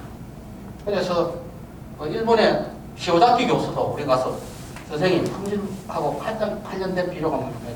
질소다. 질소라고 해요. 질소의 과비다. 물론 질소를 부족하면 적어요. 과일이. 우리는 커야 되잖아. 그죠? 그러니까 거기에 딜레마가 빠지는 겁니다. 근데 여러분 품질 중에 가장 최고가 뭡니까? 이제는 색깔이죠. 색깔. 요즘 7따위, 8따위도 색만 잘 나면 가격이 제법 괜찮이 많잖아요. 그죠? 이제 그렇게 바뀌었어요. 이게. 그러니까 이 비료량 조절이 참 애매모호합니다. 이게. 그리고 질소가 많으면 만병의 근원, 필요학적인 존재예요. 저장력, 부패, 폭발력들이 있죠. 그 다음에 고도병 발생. 고도병이라는 건 자체가 뭡니까? 수세가 세면 신초가 막 많이 떴죠. 가지가. 그러면은 칼슘이 전부 신초로 가버리고 과일로 안 가잖아요. 그러니까 고도병이 걸리는 그 원인이고 식물 조직이 연약해가지고 병해충 발생이 많이 되고 그 다음에 질소가 많으면은 중요한 비료인 인산가리 동소가 흡수가 어렵다. 그러니까 질소는 다른 비료는 모르지만 질소에 많이 주는 거는 진짜 조심해야 된다는 얘기예요. 인산, 가리, 칼슘은 품질하고 밀접한 관련이 있기 때문에 어느 정도 조금 많이 들어가도 괜찮다는 얘기예요. 근데 질소는 조심해야 된다는 얘기예요. 여기 이것도 유럽 책자인데 3 내지 5kg밖에 안 필요하대. 3톤 생산하는데 밭작물이 이만큼 필요를 한대. 실제로 10톤 수확하는데 이건 유럽 계산이에요. 그냥 참고예요. 우리는 이거보다 조금 더 줘야 되겠죠. 10톤 생산하는데 5kg 필요를 하대요. 아, 이게 생각이 있지 않습니까? 머리가 혼란할 정도예요. 근데 지금은 어차피 질소 비료는 계속 줄이는 겁니다. 그 다음에 수세조락 종량의 유인. 유인은 밀식 대비해서 최고로 중요합니다. 이건. 생육기 하는 유인. 그 휴면기에도 지금도 유인 필요한 건 유인을 해야 됩니다. 뭐 이클 하든 뭐 유인추를 하든 뭘로 끈으로 하든 간에 보십시오. 이것도 초밀식 재배 전부 추로 유인 다 했죠. 가장 편하니까. 돈은 들어도 가장 편하니까. 이클립. 유인 끈으로 해놨죠. 이클립으로 결과지 유인도 이렇게 해놨습니다. 이렇게 하면은 꽂는, 이렇게 하지 않으면은 2차 생육 다 되고 꽂는이 안 됩니다. 그러면 요거 잘라야 돼요. 요거를 자르지 않고 바로 놔두면은 거기서 다시 꽂는이 발생돼 하면 여기는 복잡해지는 거예요. 여기 복잡해지면 어떻게 되는지 아십니까? 여기에 눈들이 안 나가요. 여기 그늘을 쥐어가지고 안쪽에 눈이 안 가가지고 여기 나지화돼요. 생산량에 가장 문제가 되는 것이 나지화예요. 주간의 나지화에 척지의 나지화, 결과지의 나지화. 복잡, 햇빛이 안 들어가기 때문에. 전부 다. 자, 유인, 결과지도 90도 각도로 배치했어요. 이렇게 함으로 해서 통풍이 잘 되고 과일이 굽히지 않아요. 12,000평 가수원이 때도 이렇게 했어요. 얼마만큼 선체해? 야, 저렇게 해낼 수 있을까? 우리는 저렇게 못해. 습관의 문제예요. 아무리 어려운 또 내한테 습관이 붙으면 이게 쉬운 일이고, 아무리 쉬운 일도 내한테 습관이 안 붙으면 익숙해지지 않으면 너무 어려운 일입니다. 맞죠? 그거요? 대목 노출 더 이야기하지 않겠습니다. 원래 노출은 스스로 땅을 평가해가 나는 내 땅이 나쁘니까 거의 묻어야 된다. 나무는 성목이 되면은요, 한 5cm 정도 치마가 되어버립니다. 그 무게에 조금씩 움직여요. 수세 조절은 노출로서 조절하는 것이 아니고 비료로서 착분량으로서 조절해야 됩니다. 근데 우리는 노출을 적게 하면은 뿌리가 많이 나기 때문에 세력이 세지잖아요. 그죠? 자꾸 그걸로 하려고 그러는데, 근데 만약에 착과가 안 되었을 시, 문제가 됐을 시, 어떻게 할 겁니까? 뽑아 올릴 겁니까? 아니, 뿌리를 끊을 겁니까? 훨씬 더 어려워지는 거예요. 저도 M9 시나노 골드를 노출을 20내 25cm를 시켰는데 굉장히 좋지 않은 환경이 나쁜 데서도 해도 죽지가 않았어요. 하나도 안 죽었습니다. 안 죽어요. 근데 죽으면 어떤 다른 원인에 의해서 죽습니다. 물론 동해의 원인도 있고, 동해라든지 건조하면 겨울에 관리 문제 이런 것 때문에 죽을 수 있겠죠. 그러면 정 내 지역이 라인이 취약하다 하면 26으로 해야 돼요. 과감하게 26을 선택을 해야 됩니다. 자신이 없으면. 노출에 의해 가지고 수세, 확실하게 노출을 적게 시킨 거는 수세가 과공부했고, 노출을 많이 시킨 거는 굉장히 신조 생양량이 적었죠. 그 다음에 적심. 적심은 유목기 1, 2, 3년 동안 긴 세모형으로 구축하는 데는 가지를 가늘게 짧게 키우는 데는 가장 중요한 방법입니다. 유목기 3년 차 정도까지 하면은 내가 나무를 원하는 데까지 키울 수가 있어요. 한번 적심해주면 생육이 한 보름 정도 멈춰지기 때문에 멈춰지면서 이 잎에 있는 양분들이 주관으로 올라가 주관의 가지를 발출시키고 멈춤을 해서 그 잎 사이에 있는 잎자루에 있는 눈들이 충실해져요. 이 적심 이렇게 끝만 따주는 거예요. 끝만 뭐 20cm든 30cm 제식거리에 따라서 그래 따주는 거예요. 그러면 결국 수영이 적심했는가 하고 하지 않았는가 보세요. 짧고 가늘다, 굵고 길다 이게 차이죠. 이렇게 한번 굵어지면 다스릴 수 있는 방법이 있습니까? 없습니다. 밀식계획. 그 밀식계획가 아니면 괜찮아요. 뭐 4 곱하기 3이라든지 이렇게 되면 괜찮아요. 그래도 문제가 될 수가 있어요. 이런 것도 필요에 따라서 반에서 한 번씩 이렇게 놔둬버리면 발육지 본능이 없습니다. 염지를 하면 본능이에요. 차이가 커요. 당근 그냥 로타리 수정했어요. 효과 없습니다. 이런 식으로 해가지고 한번 보세요. 이거는 그냥 당근이요 끊었죠. 이것도 20cm밖에 안 들어갔어요. 제가 제작해가지고 관리기에 비하해보니까 20cm 안 들어가요. 한 15cm 정도. 그래가 큰 효과 없어요. 이런 건 한번 보세요. 이거는 외국 사례예요. 근데 제가 이거 당근을 해주는 건 이거 30cm까지 가는데 희한한 거는 시기를 한 보십시오. 잎 나는 시기. 잎이 이제 나는 시기에 이렇게 일찍 해줍니다. 이렇게 해야만 효과가 있다는 이야기예요. 쟤들은 하면 되는 거 우리는 왜 안 됩니까? 쟤들은 수세가 훨씬 더 약한 품종을 합니다. 우리는 저렇게 하면 죽는다고 자꾸 해요. 입이 없잖아요. 입이 하나도 없는 시기잖아요. 왜 우리는 이거를 5월 말에 해야 됩니까? 5월 말에 하면 효과 없어요. 진짜 효과 없어요. 그리고 얼마나 가까이 해야 합니까? 굉장히 가까이 하잖아. 그죠? 이렇게 가까이 해요. 센터에 당근기 비치를 해놨어요. 트랙터 부착용. 필요에 따라서 하셔야 돼요. 나무가 절대 죽지 않습니다. 뭐 이거는 굳이 이런 식으로 외국에는 전쟁을 해요. 얘들은 꽃 걱정 없기 때문에 당과 지형 밸런스 계통이기 때문에 이렇게 해요. 얘들은 철저하게 노동력 계산을 하기 때문에 생산량 대비 노동력, 생산비 계산하기 때문에 박피 5년째 가수원에 이 정도 박피를 합니다. 과감하게. 이분 이야기 하더라고. 확실하게 좋아요. 중간에 붙여놓지 않습니다. 뺑돌로 다 비킵니다. 나무 안 죽습니다. 과감한 선택을 하셔야 돼요. 과감한 선택을. 아니면은 몇 주 정도는 아니 그 황금알롱법에 그 검증도 안 됐는 거 전밭에 다쳐가지고 막 고민 스트레스 받아가지고 병 오는데 이거 몇 주하고 죽으면 어떤데? 나는 답답해 미치겠어요. 그런 새로운 방법을 시도할 때 한 차 내지 두 차만 하락하는데 왜 전반 6,000평에 다 합니까? 황금알롱법 제가 있잖아, 그죠? 정리까지 싹 다 했어요. 그쵸? 다비농법 아닙니까? 다비농법.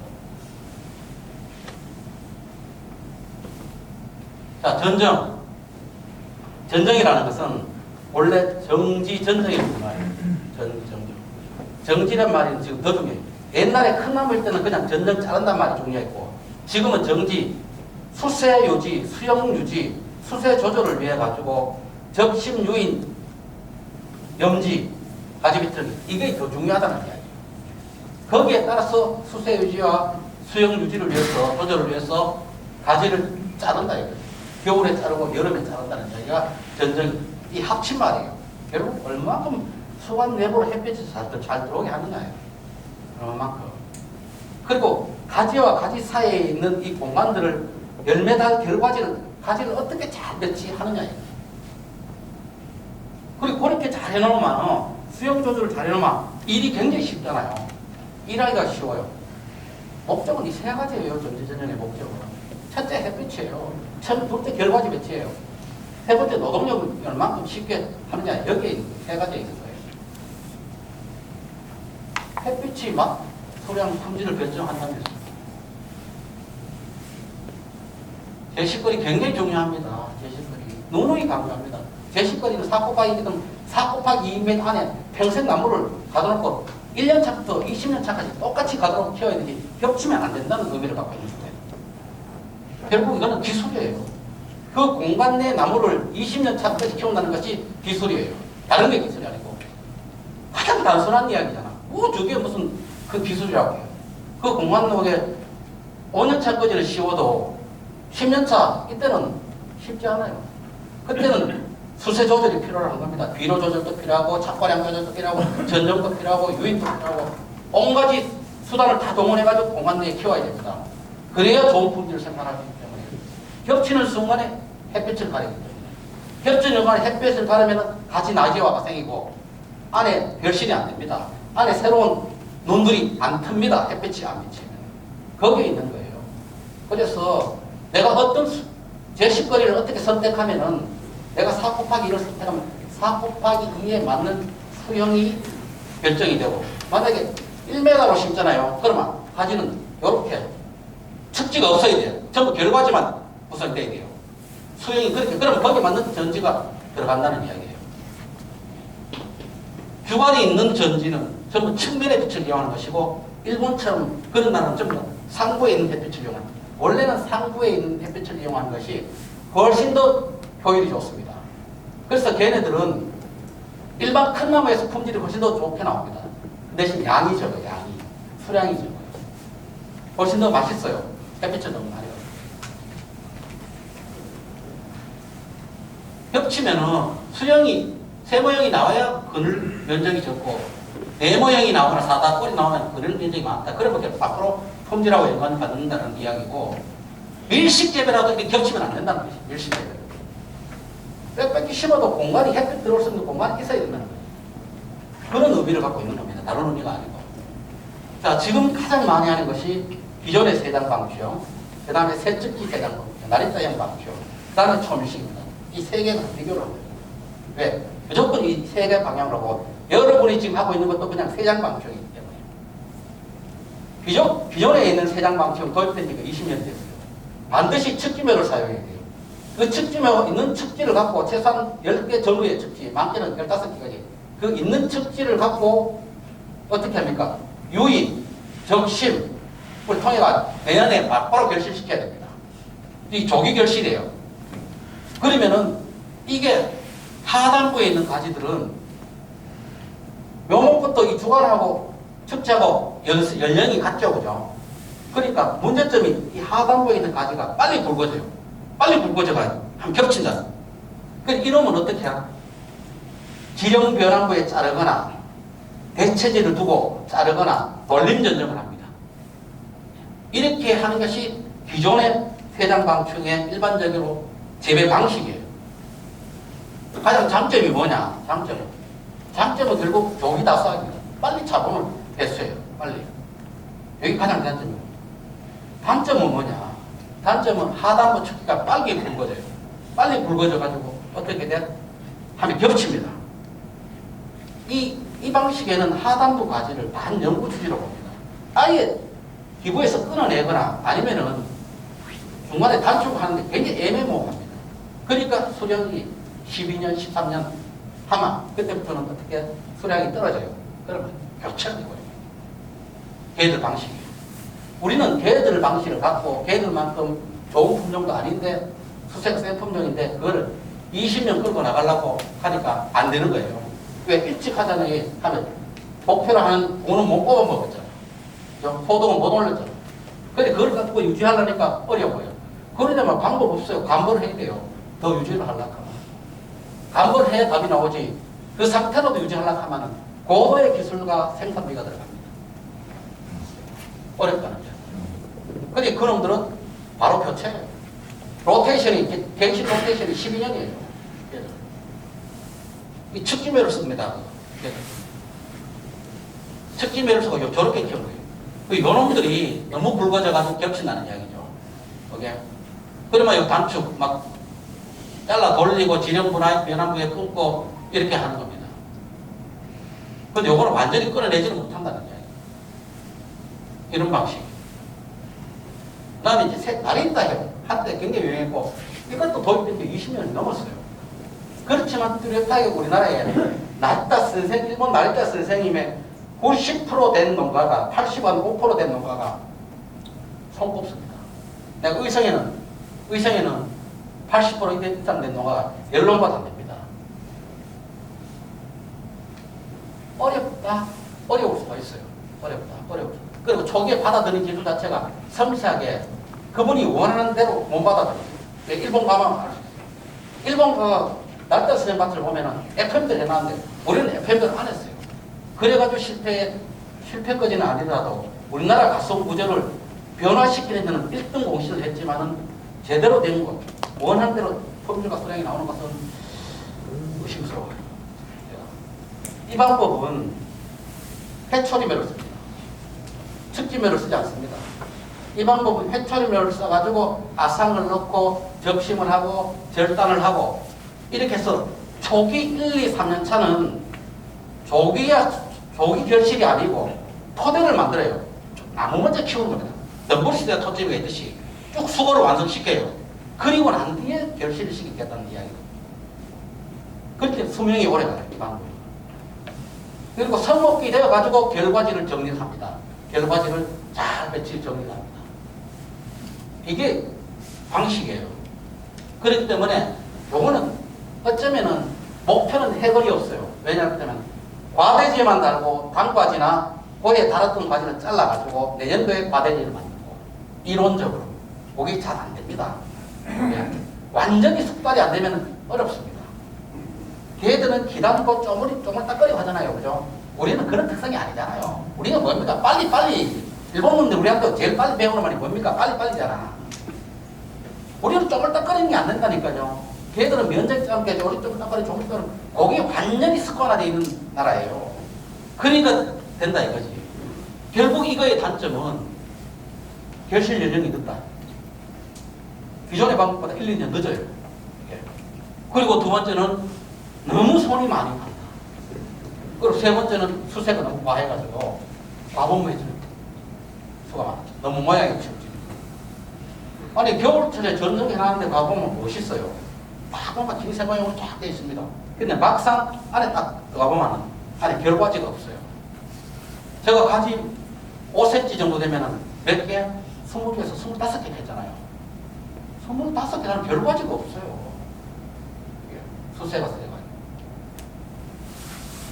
그 이전에 어떤 처리를 뭐 해가지고 가지 굵기 처리. 가지 숫자를 충분하게 40개, 50개를 만들어야 되는데 그래 못 만들었죠. 가지 숫자가 많아야만 세력이 균일하게 굵어지잖아요. 그래야 가지가 덜 굵어지잖아요. 그죠? 그리고 가지가 굵어져가지고 거기서는 나온 결과지를 못 만들게 돼요. 해초리묘에서 2, 3년 차에 가지수 2년 차에 25개, 3년 차에 40개. 이래 되면 아상, 적심, 유인 해가지고 합니다. 그럼 3년 차에는 한 수건은 완성됐어요. 가지수하고. 3년 차에 10개, 15개 달아야 되고 그 다음에 4년 차에는 50개 달아야 되고 못 달아요.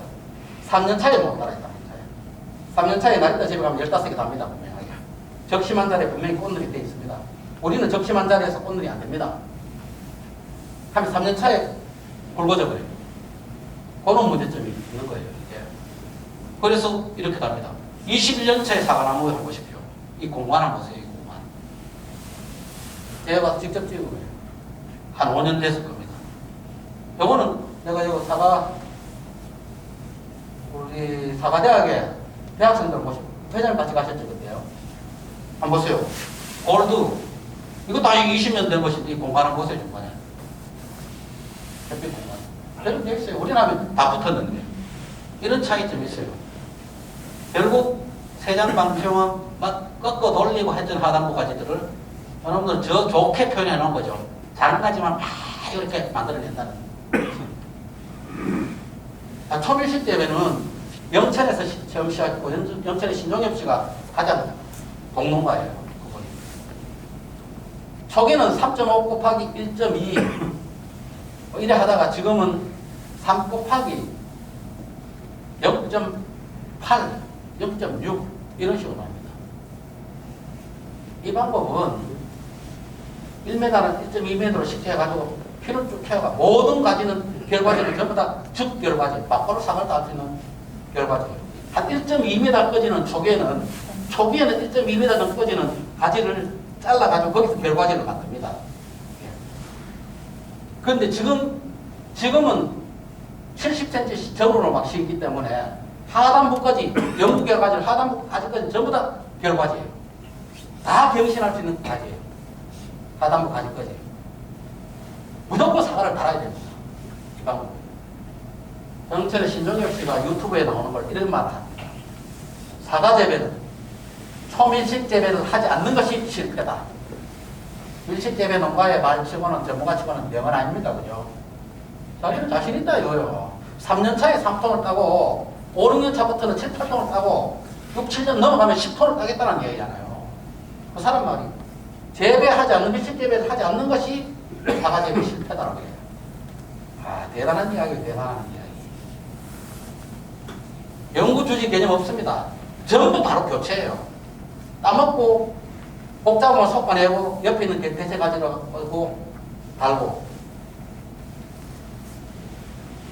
보세요. 8톤, 10톤에 따겠다. 3년 차에 3톤 수확하겠다. 그 다음에 수폭이 오래 좁으니까요. 관리가 굉장히 쉬워. 전쟁이 굉장히 쉽습니다. 전쟁은 큰 나무일수록 어렵고 적은 나무일수록 굉장히 단순하고 완전 시스템으로 되어 있기 때문에 쉽다는 점. 그 대신 단점은 초기 노동력이 많이 써야 된다. 수영을 그래 만들려면. 그리고 비용이 300평에 250에서 300교 들잖아요. 묘목값이 이축묘를 하려고 하면은 주당 18,000원 하죠. 엄청나게 들어요. 그리고 초기에 여기에 매뉴얼 시스템대로 기술을 적용해야 됩니다. 안 그러면 일식장이다. 반드시 실천을 해야만 있어 뭐 할 수 있다. 어느 측지배로 쓰고 좀 더 강조를 하면은 화상을 넣고 적심을 하고 전부 하수위를 해가지고 교월이 된 장면이에요. 저 하나하나가 전부 화가를 다는 결과지라는 거예요. 이거 우리 옥산에 우리 1년차에 모든 가지는 결과지를 만들어놨어요. 전부 추를 따라가요. 내년에 저기 다 간다는 이야기예요. 사과는. 그래도 수세가 안 짜버려줍니다. 수세가 안 짜버려져요. 우리는 저래가 지금 우리 기존의 생각은 달아버리면 짜버려진다고 생각하잖아요. 안 짜버려집니다, 절대. 기존의 관념은 잘못 알고 있는 관념이에요. 그러면 이축형 묘에 전부 내년에 달까지입니다, 저거는. 유인추 하나에 사과 하나래요. 2년차, 3년차 생육이. 이제 2년차 수학이에요. 수학. 2년차 수학. 이게 신종의 가수원이에요. 2년차 가수원이에요. 2년차 가수원. 3년차 가수원이에요. 3년차 우리 옥산에 있는 가수원이에요. 다축요. 이거는 뭐 8축을 해놨고, 이거 원축, 2축, 3축, 사리평, 9윷, 3축, 10축. 한 나무에서 10가지를 빼놨어요. 뭐 수고 다 올리놨네. 안 되는 것이 돼요. 근데 지금의 그런 방식은 결국은 이 시스템으로 저는 가야 된다고 생각합니다. 기술도 변하면 변하는 대로 가야 됩니다. 그래야 경쟁력이 있습니다. 그죠? 기존의 세장방추형은 습지에다가 결과지를 만드는 것이고, 섬일식은 주관에다가 바로 결과지를 만드는 것이에요. 이게 차이점입니다. 습지가 없다는 얘기예요. 왜? 공간이 좁고 주관 사이에 거리가 좁기 때문에.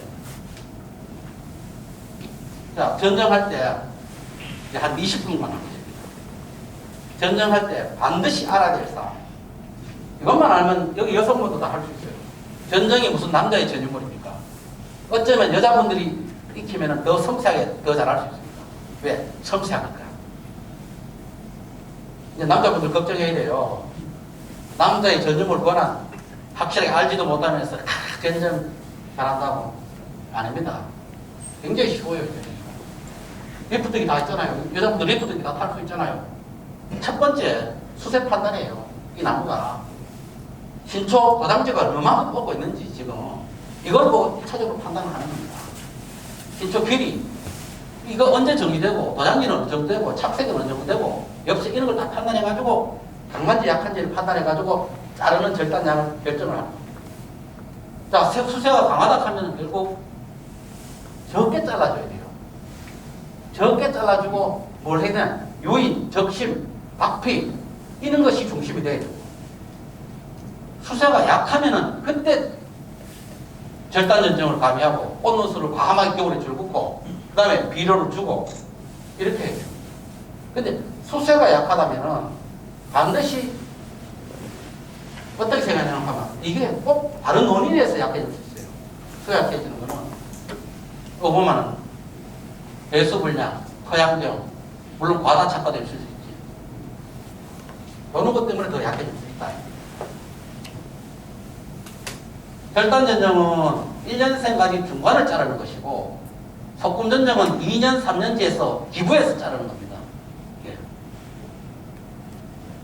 반응은 어떻게 났냐? 중간에 잘라버리면 가지가 이렇게 많이 나버리고 수세가 세가지고 꽃놀이 없어. 근데 기부에서 섞어지면 수영은 안 멋있어져도 세력이 안정이 되고 꽃놀이 많이 발생해요. 그 대신에 너무 가지 소금 전정을 많이 해도 그거는 절단 전정 효과가 세집니다. 적당하게 돼요. 그럼 이건 어때요?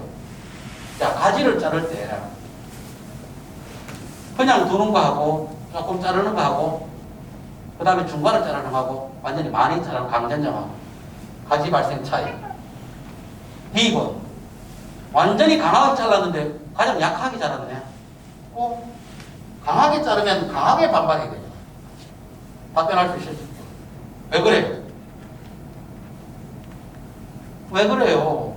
그 꽃눈이 밑으로 가거나 그래 해나? 예? 꽃눈이 밑으로 가거나 자르게 되면 안 좋습니까? 그게 아직 모른다는 이야기예요. 죄송하지만 이 부분에는 꽃눈이 굉장히 약하잖아요. 눈이 약하잖아. 잠하잖아요. 그러니까 잠만데도 예. 밑으로 자르게 되면 잠하니까 눈이 약한 부분에 자르면 약하게 발생해요. 나무가. 그 요렇게 자를 때가 있단 말이에요. 필요에 따라서. 정부색 의 눈이 가장 좋은 눈이기 때문에 요거는 가장 강하게 자라고 그 다음에 나머지가 경쟁이 덜 되기 때문에 이렇게 자라고 중간 조금 자르면은 요게 눈 하나 둘 셋 네 개 정도는 똑같은 세력이야. 똑같은 눈의 크기라. 그렇기 때문에 가지를 똑같이 자라요. 근데 중간을 딱 자르게 되면은 제일 좋은 눈에서 자르잖아요. 그렇게 되면은 중앙이 제일 가지하고 같은 덩이를 경쟁지가 자라요. 이렇게 상황에 따라서 세력이 약하냐 강하냐 가지 세력에 따라서 자르는 방식이 틀려야 돼요. 저것도 하나의 잔잔한 기술이에요. 잔잔한 기술. 가지를 자를 때. 이런 말이 나옵니다. 전정은 가지와 가지 사이의 공간의 상황에 따라 틀리다. 가장 잘하는 방법은 가장 많이 잘라. 많이 잘라. 그러면 다 틀리게 된다. 그리고 이런 이야기, 나리타 선생이 한 말이 있어요. 진공요이로. 그리고 불교 용어. 불교 용어 중에 가장 중요한 말이 뭡니까? 무, 공, 이게 비움. 이런 거 이야기잖아요. 저거를 저 사람이 전정에 응용을 하는 거예요. 비움, 그 공간 속에 가지와 가지 사이의 그 이 공간에 잘 연출한 이 공간 속에 묘한 진실입니다. 묘한 진실이 있다고 보는 것은 거기서 착화량 조절이 마음대로 할 수 있다는 것을 응용을 해가지고 이 사람 이분은 거의 불교적인 걸 굉장히 좋아하더라고요. 그런 뜻이에요. 그 진공묘이라는 표현을 우리한테 막 쓰더라고요. 맞잖아요. 그 공간을 어떻게 연출하느냐에 따라서 품질과 소량이 달라진다는 그런 의미를 갖고 있는 겁니다. 만주를 잘라라는 이야기는 쿠지의 아버지인 사이토 마사시가 한 이야기예요. 쿠지를 개발했지만은 실패했잖아요. 농가가 가져가가지고 재배해서 못 시킵니다. 그분이 이제 사과에 대한 명언, 어록책을 펴냈는데 그분 책에 나와요. 만주만 잘라버리면 큰 나무 만주 잘라면 다 터득이 된다는 거예요. 그만큼 경험이 많이 필요로 하다는 거예요. 나무별로 다 틀리기 때문에. 그리고 수세를 판단하고 난 뒤에 어떤 가지를 섞어야 되느냐. 복잡한 가지를 섞어야 되겠죠. 어떤 복잡한 가지? 주간 대비 굵은 가지. 주간 대비 최소한 3분의 1 이상 굵음까지. 주간 대비 3분의 1 이상 굵음까지. 가지가 굵으면 공간이 가지가 많이 나빠지면 그 부분에 햇빛을 가리잖아요. 그죠? 첫 번째, 그 가지. 연차 아래 가지는 상황에 따라 틀립니다. 연차 아래 가지가 대부분 자르는 부위에서 다시 올라오는 부분은 영양이 굉장히 양분이 머무르기 때문에 아래 가지는 굵어진 소리가 많은데 굵어진 가지만 자릅니다. 굵어지지 않다면 굳이 자를 필요 없고 또 아래까지하고 위까지가 있는데 보통 위까지 갈수록 품질이 좋고 꽃눈이 좋아요. 햇빛을 많이 받기 때문에. 근데 위까지가 굵어지면 어떻게 됩니까? 애매모호한 딜레마에 빠져요. 왜? 꽃눈은 좋은 게 많아. 그럴 때는 그게 놔둬버리면 하단 가지 전부 나지와 나대프고 꽃눈이 없어집니다. 그럼 과감히 잘라 들라야 됩니다. 2년차, 3년차에 걸렸다든지 완전히 필요에 따라서 완전히 제거를 하든지 그렇게 결정을 하고 첫 단 가지도 너무 낮게 배치시면 안 됩니다. 해석 80에서 1m에 배치시게 돼요. 그 첫 단 가지에 따라서 위에 쪽으로 가지 분포가 다 틀려집니다. 왜? 첫 단 가지에서 하나, 둘, 세 개까지 달락하면 그렇게 하면 50cm 이하로 내려가 있어요. 그러면 너무 아래 내려서 밑에 풀 관리하고 다 문제가 될 수 있고 이렇게 해가지고 연차적으로 가지를 1년에 3개 전후 섞어가지고 한 10년 차 돼도 여러분이 하는 세장방초에는 가지가 30개 정도 유지가 돼야 됩니다. 근데 유지 못해요. 가지가 굵기 때문에. 가지가 가늘면 유지합니다. 가지가 굵기 때문에 굵어지면 길어지고 가지수가 많이 나고 하기 때문에 유지를 못하는 거예요. 가지 간의 서열 굉장히 중요합니다. 할아버지가 있으면 아버지 있고 자식 있고 손자가 있잖아요. 그죠? 거기에 따라 서열은 이거는 복숭아, 자두, 과수에 다 통합니다. 가능하면 그렇게 만들 수 있도록 노력을 해요.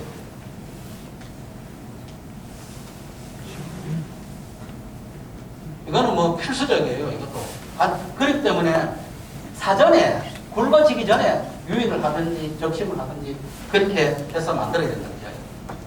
한번 굵어지면은 이거는 안 된다는 이야기. 과감하게 잘라야 된다는 이야기.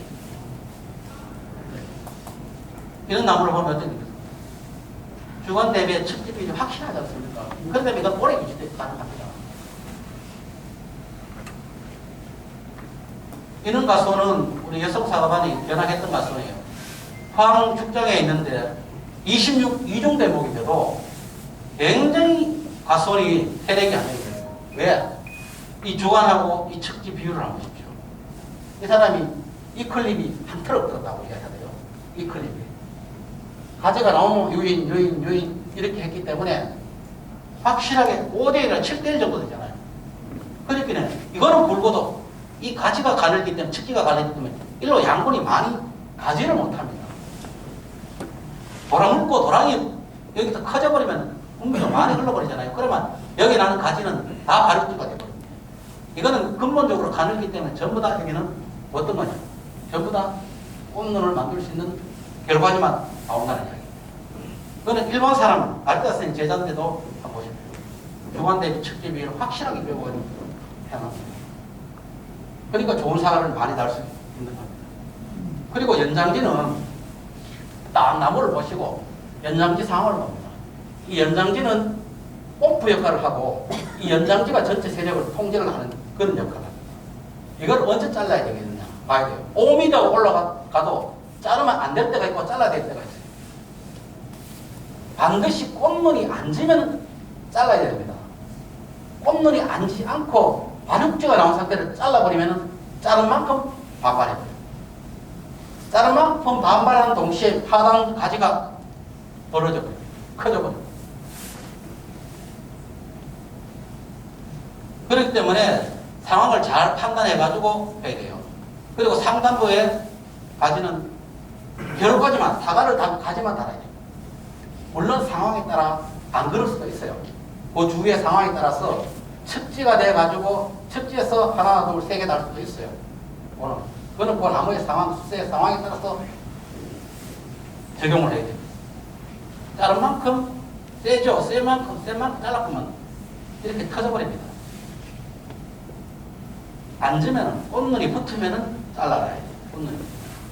꽃눈이 붙으면 잘라도 된다. 약한 연장지를 두고 약한 대체를 해도 된다. 그걸 갖다 된다.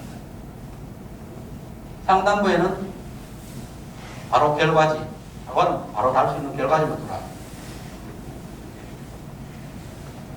전부 다 결과지죠. 보세요. 이번 자르는 보면은 자르고 잘라가지고 결과지.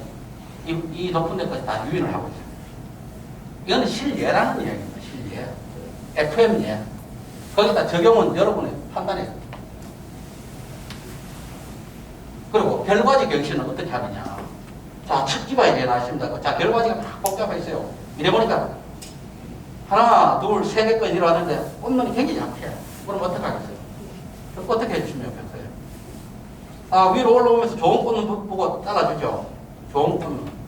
왜? 더 내려오면은 양분이 전류가 안 되기 때문에 약해가지고 사과를 달아도 필요 없습니다. 불량과가 나오고 청과가 나오고. 그래서 좋은 꽃눈 위치에서 자를 거예요. 결과지 경신이에요. 그리고 한 결과지당 하단부 쪽으로는 3개까지 달 수 있는 3개 달기 어려울 2개 정도. 많으면 3개. 그 다음에 중단부에는 한 2개, 상단부에는 하나씩만 다는 겁니다.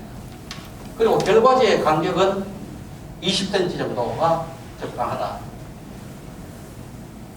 그죠? 좀 세잖아요. 세기에 이만큼 내려오는 것을 잘라가지고 유인을 해놨어요. 이것도 잘라고 올라오는 중이에요. 이렇게 해서 경신을 한다는 이야기입니다. 이런 것도 잘라 올렸습니다. 잘라 올렸습니다.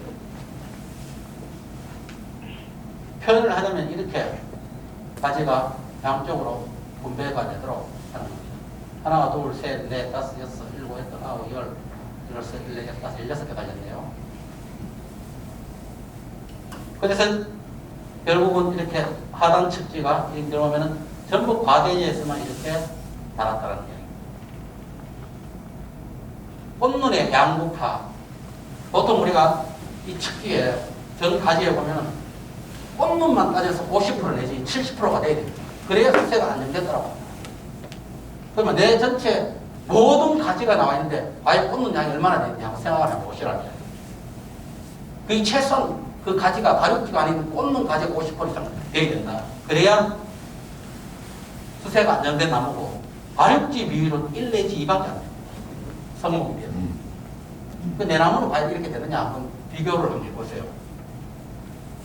그게 전부 꽃눈이잖아요. 그게 꽃눈.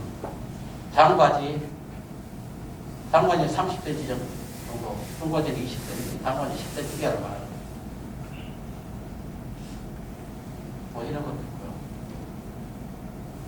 그리고 이런 부분, 그루터기 전정.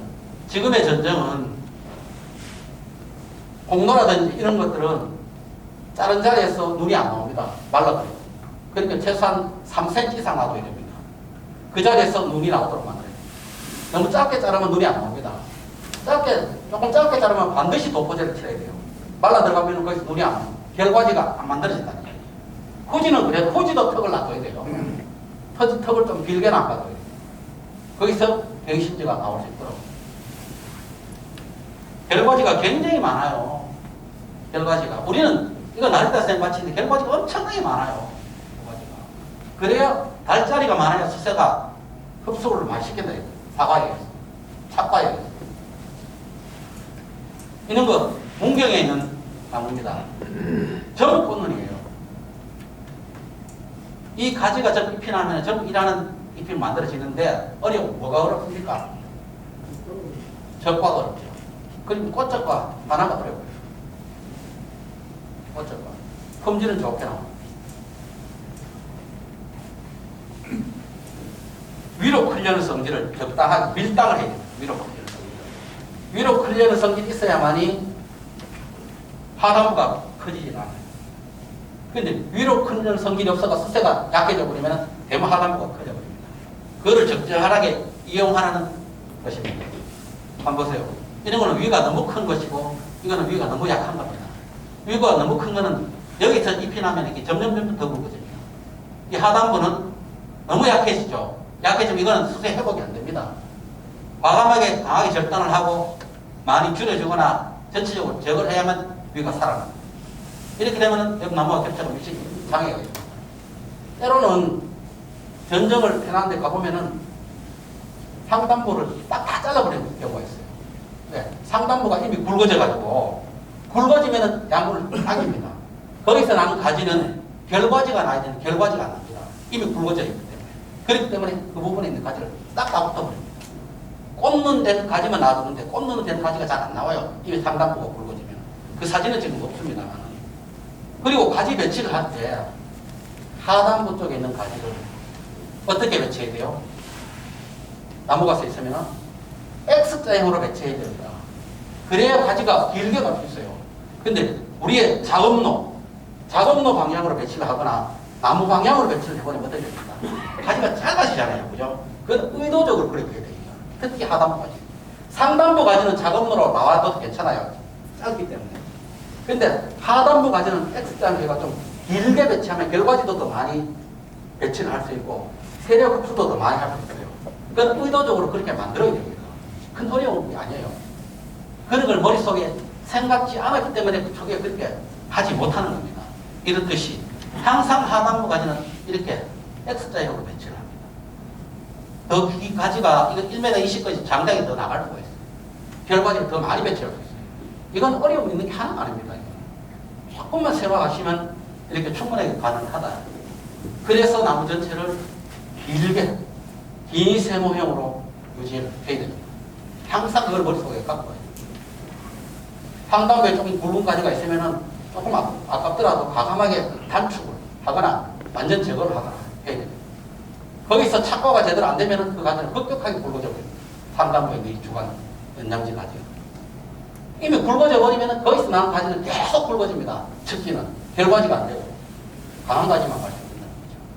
그래서 유목기 1, 2, 3년차 모든 과수는 유목기 1, 2, 3년차 관리를 어떻게 하는 거에 따라서 나중 15년은 그냥 편합니다. 모든 과수는 유목기 1, 3년차의 관리 여하에 달려있다라고 말씀을 드릴 수가 있습니다.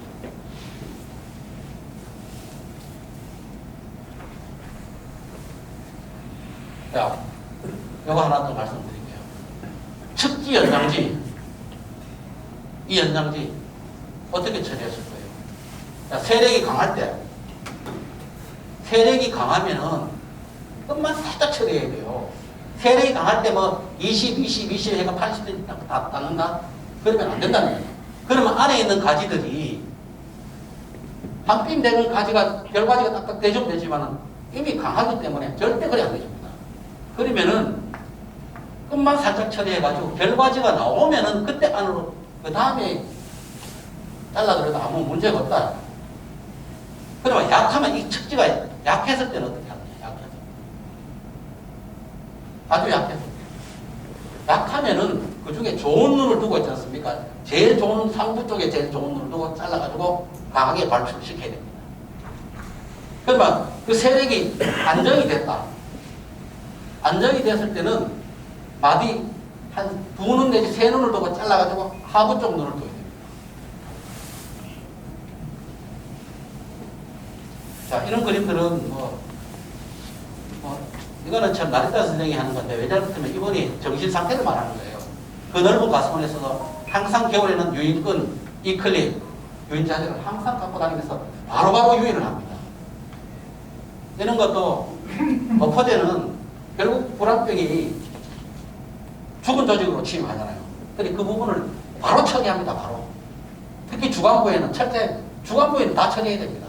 척지 하나는 잘라도 괜찮아요. 아무 문제가 없어요. 근데 주간에는 걸리면은 무조건 전체를 잘라야 되잖아요. 자르는 순간 그 나무는 안 돼요. 이제는 그도 옛날 나무는 괜찮아. 큰 나무는 대식거리가 들기 때문에. 지금의 밀식 재배는 자르면은 하단부가 급격하게 수세가 강해져가지고 유지를 할 수가 없어요. 그럼 그 잘라내고 새로 심든지 아니면 밑에서 잘라가 새로 펴든지 해요. 그러면 이렇게 척지가 주간 대비 약하면 많은 척지를 배치를 시킬 수 있어요. 많은 척지를 배치하면 많은 결과지를 배치할 수 있고 다수화를 할 수 있다는 이야기입니다. 그래서 이만큼 다수화가 가능하다는 이야기입니다. 이런 가수는 누구 가수인지 서부지역 가수인데 이 가수는 결국 주인이 바뀌었기 때문에 그런 거예요. 주인이 바뀌고 지금 밀식개배로 바뀌었거든요. 아까운 가수입니다. 결국 주인이 바뀌었다는 것은 기술이 바뀌었다는 이야기예요. 똑같은 가수원이에요. 그리 기술이 그만큼 중요하다. 있는 가수는 일시대비로 바꾸기 아까운 가수예요. 그렇게 해서도 안 되고. 기술이 바뀌었기 때문에 결국 품질이 안 나오니까 병시킨 거예요. 이런 노란사가 앞으로는 이렇게 외국 같은 경우에는 30분 이상의 노란사가 차지를 합니다. 지나는 불도 이거는 향후에 후지 제 생각인데 이건 제 개인적인 생각을 말씀드리겠습니다. 지나는 골드는 맛있고 저장이 되고 그 다음에 입소지 필요 없죠. 착색제 필요 없잖아요. 그렇기 때문에 홍로를 대체할 수 있을 정도로 향이 늘어도 문제가 없습니다. 제가 보기에. 왜? 그만큼 수요가 많을 것이라는 생각이 듭니다. 홍로보다 훨씬 더 맛있기 때문에. 장기적으로 저장이 되기 때문에. 제가 보기에는 더 심어도 괜찮지 않을까라고 예상을 합니다. 끝부분이 계속 가려지는 그 부분은 요 품종 자체가 보통 일반 사과는 꼭지 열과잖아요. 요거는 꽃받침 열과입니다. 그게 유전적 특성인데 세력이 안정이 되어야 됩니다. 그 다음에 요놈을 이렇게 과대지에서 달면은 훨씬 덜 합니다. 근데 요놈이 이렇게 되거나 이렇게 되면은 훨씬 더 많은 열과가 있어요. 이거를 개발했던 나가노 시험장의 보이케 박사가 제작에 나왔을 때 제가 물었어요. 때문에 자기 지역에서는 그렇게 많이 나타나지 않는다. 첫 번째가 수세 안정이다. 자기 지역은 지대가 높은 데가 훨씬 더 덜합니다. 지대가 낮은 데가 훨씬 더 많이 있는 겁니다. 우리 지역에도 마찬가지예요. 지대가 해발 300m 되는 데는 훨씬 더 꽃받침 열과가 적어요. 근데 지대가 낮은 데일수록 훨씬 더 심합니다. 이거에 대해서는 다음에 차후에 기회가 있으면 요것만 갖고 한번 교육을 계획성을 하도록 하겠습니다. 이렇게 신하는 걸 가격도 굉장히 안정이 되고 괜찮다라고 판단합니다. 이건 일본 사과예요. 참 이런 걸 보세요. 아직까지 예상의 나무 상자를 쓰고 이것도 습관이에요. 사과도 항상 이렇게 가지런하게 배요. 이래 뽑기 안 치겠죠. 그죠? 일손 소요가 어떻게 되는지 그거는 몰라도 이게 습관, 자연스레요. 습성에 매여 때문에 영향이 있지 않나라고 생각합니다. 이게 좋은 사과. 이 사이토 마사시의 사과의 이 사람이 후지의 아버지라는 사람입니다. 이 사람이 돌아가셨는데 써놓은 거 보시면 이렇게 써놨어요. 사과나무가 말하는 것을 이해하려고 한 결심한 50년이 됐다. 아직 그 말을 찾지도 못하고 지금도 여전히 달린 길에서 혼자 방황한다. 나는 그 나무의 혼을 접할 때까지 반드시 그 완성을 목표로 순례하는 것처럼 소원을 품고 걷겠다. 한데 사과 도닦는 사람이에요. 사과 스님이야. 모든 혼신의 혼을 다해가지고 사과에 다 쏟았다는 이야기죠. 결국은 비법 없습니다. 얼마만큼 부지런하게 무직하게 내 발자국이 사과밭에 닿느냐에 따라서 품질과 수량이 결정된다는 이야기. 자꾸 비법 찾는데 뭐 특별한 병해충에 특별한 약을 치면은 특별하게 확 빨리 이게 회복이 되고 고쳐질까 방제가 될까 생각하는데 그런 게 별로 없다는 이야기예요. 그 사전에 예방 차원에서 충분히 해야만이 되지. 생각하기 나름이에요. 그죠? 이렇게 차이가 나는 겁니다.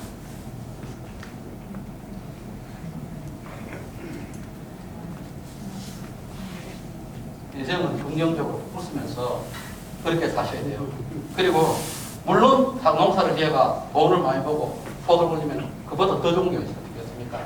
근데 제가 최근에 보니까요, 어느 분또 보니까 갑자기 오신 옆에서 쓰러지는 걸 봤습니다. 제가 그분을 모시고 한강병원에까지 모시고 갔는데 결국 휴장에 왔잖아요. 1년간 휴장에 갔는데 말도 못해요. 그 젊은 분이. 본인 체험 아니고 항상 건강을 챙겨가면서 일하셔야 됩니다. 아시겠죠? 네. 오늘 교육은 이것을 마치도록 하겠습니다. 수고하셨습니다.